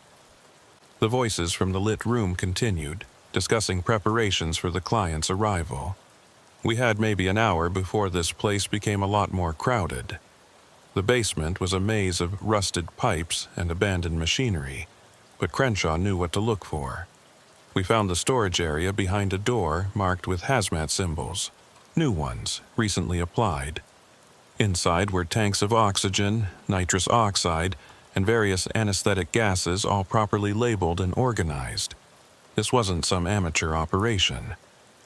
"This'll work," Crenshaw said, examining the connections. "But we need to be careful. Too much and we could cause an actual explosion." "How much is too much?" I asked. "We're about to find out." He started working on the valves while Patricia kept watch. I could hear my heart pounding in my ears, waiting for someone to discover us. Crenshaw opened 3 different tanks just slightly, creating a slow but steady leak. "The gas is heavier than air," he explained. "It'll pool down here first, then rise through the ventilation system. In about 15 minutes, the concentration will be high enough to trigger their safety sensors if they have them. If not, someone will smell it and panic. And then we get the hell out and call everyone we can think of." We made our way back to the first floor, but as we reached the main entrance, we heard vehicles approaching. Multiple engines, doors slamming, voices. The clients were arriving early. "Back door," Patricia whispered, and we ran through the darkness toward the rear of the building. The back exit was chained shut, but the bolt cutters made quick work of it. We burst out into the night air just as we heard the first shouts from inside the building. Someone had noticed the gas. "Evacuate! Everyone out! Gas leak in the basement!" We ran to Patricia's van, and she immediately started calling 911 while I called the FBI emergency line. Crenshaw was documenting everything with the camera, getting shots of people fleeing the building. 911, what's your emergency? There's a chemical leak at the old Brackenridge steel mill in Gary, Patricia said, giving the address. Multiple people exposed, possible casualties. We need hazmat teams immediately. I was on with the FBI trying to explain. This is Amos Richardson, witness in the Ezekiel Marsh case. I'm at an organ trafficking facility in Gary, Indiana. Dr. Kenneth Reeves is here, violating his bail. They have 6 victims inside, including children. The chaos was immediate and beautiful. People were pouring out of the building. Medical staff, security, and hopefully the victims. In the distance, sirens were already wailing. The Gary Fire Department was less than 5 minutes away. That's when I saw him. Dr. Simon Blackwood, the surgeon himself. He was older than I'd expected, maybe 70, with white hair and a face that might have been kindly if you didn't know what he did. He was directing the evacuation, calm and controlled, like this was just another drill. Then he saw us, saw me specifically, recognized me from the news coverage. His eyes narrowed, and he started walking toward us. "Drive," I told Patricia. "Now." But before she could start the engine, Blackwood pulled out a phone and said something. Within seconds, 2 SUVs screeched around the building, blocking our exit. Security guards jumped out, weapons drawn. "Out of the van," one of them ordered. We had no choice. As we climbed out, hands raised, Blackwood approached. Up close, his eyes were the coldest thing I'd ever seen, like looking into an empty freezer. "Mr. Richardson," he said calmly, "the famous truck driver, you've cost our organization quite a bit of money." "The cops are coming," I said. "Yes, responding to a gas leak. They'll find a few safety violations, perhaps some questionable medical equipment, but nothing criminal. We've been through this before. The FBI knows Reeves is here. Dr. Reeves is receiving emergency medical treatment for exposure to toxic fumes, hardly a violation of his bail conditions." He'd thought of everything. Just like Ezekiel, he had contingencies, explanations, ways to make the horrible seem mundane. "What about the victims?" Patricia demanded. "The 6 people you were about to sell." Blackwood smiled, and it was worse than his cold eyes. "What victims? We're a private research facility. Any patients here are volunteers in clinical trials, fully documented and compensated." That's when we heard the explosion. Not huge, not the whole building, but enough. One of the upper floor windows blew out, flames licking at the night sky. Either the gas concentration had gotten too high, or someone had been stupid enough to light a cigarette. "No!" Blackwood shouted, his calm finally cracking. "The specimens! Get them out!" His security guards looked torn between holding us and helping with the evacuation. That moment of hesitation was all we needed. Fire trucks were screaming into the lot, firefighters jumping out, taking command of the scene. Police cars followed, then ambulances. A firefighter in full gear approached us. "Is anyone still inside?" "Yes," I shouted before Blackwood could speak. "4th floor. There are victims who can't walk on their own. They're being held." "He's confused," Blackwood interrupted. "The gas exposure. I'm not confused. This man is Dr. Simon Blackwood, and he's running an organ trafficking ring. Those people inside are victims, not patients." The firefighter looked between us, unsure, but then more vehicles arrived. black SUVs with government plates. The FBI had come in force. Agent Jennifer Crizzetti, who I recognized from the Ezekiel Marsh investigation, stepped out of the lead vehicle. She took one look at the scene and started barking orders. "Secure the building. No one leaves without being identified and questioned. I want every room searched, every person accounted for." "You have no authority here," Blackwood said, but his voice had lost its confidence. "Dr. Simon Blackwood, you're under arrest for conspiracy to traffic human organs, kidnapping, and about 30 other charges we'll sort out later." She nodded to her agents, who moved in with handcuffs. Blackwood looked at me with those cold eyes one last time. "You have no idea what you've done. The people we serve, the power they have. You think Ezekiel was the top? He was middle management. You think I'm the boss? I'm just another surgeon. This goes so much higher than you can imagine." They dragged him away, still talking, still making threats, but I was focused on the building, where firefighters were emerging with stretchers. 6 of them, just like Blackwood had said. But these weren't specimens or inventory, they were people. One of them was conscious, a young woman who couldn't have been more than 20. As they carried her past, she reached out and grabbed my hand. "Thank you," she whispered. "They said no one would come. They said no one would care. We care," I told her. "You're safe now." The next hours were controlled chaos.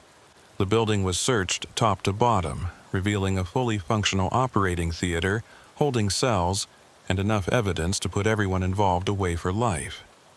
Dr. Reeves tried to claim he was there for legitimate business, but the surveillance footage Patricia had captured showed him discussing inventory and procedures.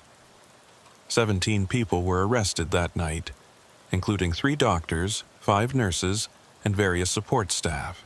The 6 victims were all taken to hospitals, where it was discovered that 3 were on the schedule for organ removal within the next 24 hours. We'd literally saved them with hours to spare. Dr. Crenshaw was treated for smoke inhalation, but was otherwise fine. Patricia's documentation proved invaluable to the prosecution. And me? I sat in that parking lot until dawn, watching them process the scene, making sure it was really over. But Blackwood's words haunted me. This goes so much higher than you can imagine. The trials took 2 years. Ezekiel Marsh died in prison before his could conclude, the stroke finally claiming him. But Blackwood was convicted on all counts, sentenced to life without parole. Dr. Reeves got 40 years. The others received various sentences ranging from 10 years to life. The 6 victims from Gary all survived and recovered, though, like the Chicago kids, they carried scars both physical and mental. The young woman who'd thanked me, Rebecca Martinez, testified at Blackwood's trial. Her testimony about the months she'd spent in that place, the things she'd seen and heard, made several jurors cry. The investigation expanded, following the network's tentacles across the country. Dozens more arrests, hundreds of victims identified, some saved, too many lost. It became one of the largest medical trafficking investigations in U.S. history. I never went back to truck driving, couldn't. Every time I sat in a cab, I'd remember that night at St. Bartholomew's, remember Ezekiel's cold smile, remember the sound of Dr. Crenshaw's voice from inside that crate. Instead, I took a job with a victim advocacy group, using my story to push for stronger regulations, better oversight, more resources for law enforcement. Emma graduated college last spring. She's in medical school now, determined to be the kind of doctor who helps people instead of harvesting them. She says I inspire her, but the truth is she inspires me. Knowing there are young people like her entering medicine, people who've seen the worst it can become and are determined to make it better, gives me hope. Dr. Patricia Vance runs a foundation now, investigating medical crimes and supporting victims. Dr. Crenshaw works with her, using his insider knowledge to spot the signs of trafficking operations. They've helped shut down 3 more rings in the past year. Obadiah got early release for his cooperation and now works as a security consultant, teaching hospitals how to spot and prevent internal trafficking. His daughter did become a doctor, and she specializes in treating victims of medical crimes. Michael Torres, the boy from room 4J in Chicago, just started college himself. He sends me updates sometimes, pictures of normal teenage life. He's majoring in criminal justice, wants to be an FBI agent. Says he wants to be the one kicking down doors to save kids like him. The network still exists, probably. Blackwood was right about that. The demand for organs hasn't decreased, and where there's demand and money, someone will create supply. But it's harder now. The FBI has a dedicated task force. Hospitals have better screening. Truckers know to be suspicious of unusual medical deliveries to abandoned buildings. And sometimes, late at night when I can't sleep, I think about all the delivery drivers out there on dark roads. I wonder how many of them might stumble onto something horrible, and I hope they're brave enough or lucky enough to make the right choice. I wasn't a hero that night in Chicago. I was just a tired trucker who wanted to make some extra money for his daughter's college fund. But sometimes that's how it happens. Sometimes ordinary people stumble into extraordinary evil, and they have to decide in that moment who they're going to be. I think about those 6 kids in room 4J, about Rebecca Martinez in that steel mill, about all the ones we didn't save, and all the ones still out there waiting. And I know that as long as there are people willing to harvest humans for parts, there need to be people willing to stop them. My name is Amos Richardson. I used to be a truck driver. Now, I'm something else. A witness, an advocate, a reminder that evil exists, but so does the courage to fight it. Every time I tell this story, every time someone reads it and becomes a little more aware, a little more suspicious, a little more willing to speak up, we push back against the darkness. The abandoned building on Chicago's South Side has been demolished now. The steel mill in Gary, too. But I know there are others. There will always be others. The only question is whether there will always be people willing to stop them. That Thursday night when dispatch called me with a special delivery, I thought I was just taking a detour for some extra cash. Instead, I took a detour that changed my life and saved others. Sometimes, the most important journeys are the ones we never plan to take. If you're a trucker reading this, trust your instincts. If a delivery feels wrong, if a building seems off, if the people you're dealing with make your skin crawl, listen to that feeling. You might be wrong, and that's okay. But you might be right, and that could save lives. Stay safe out there. Watch the dark roads. And remember, sometimes the most dangerous cargo isn't what's in your trailer. Sometimes it's what you discover when you open doors that were meant to stay closed.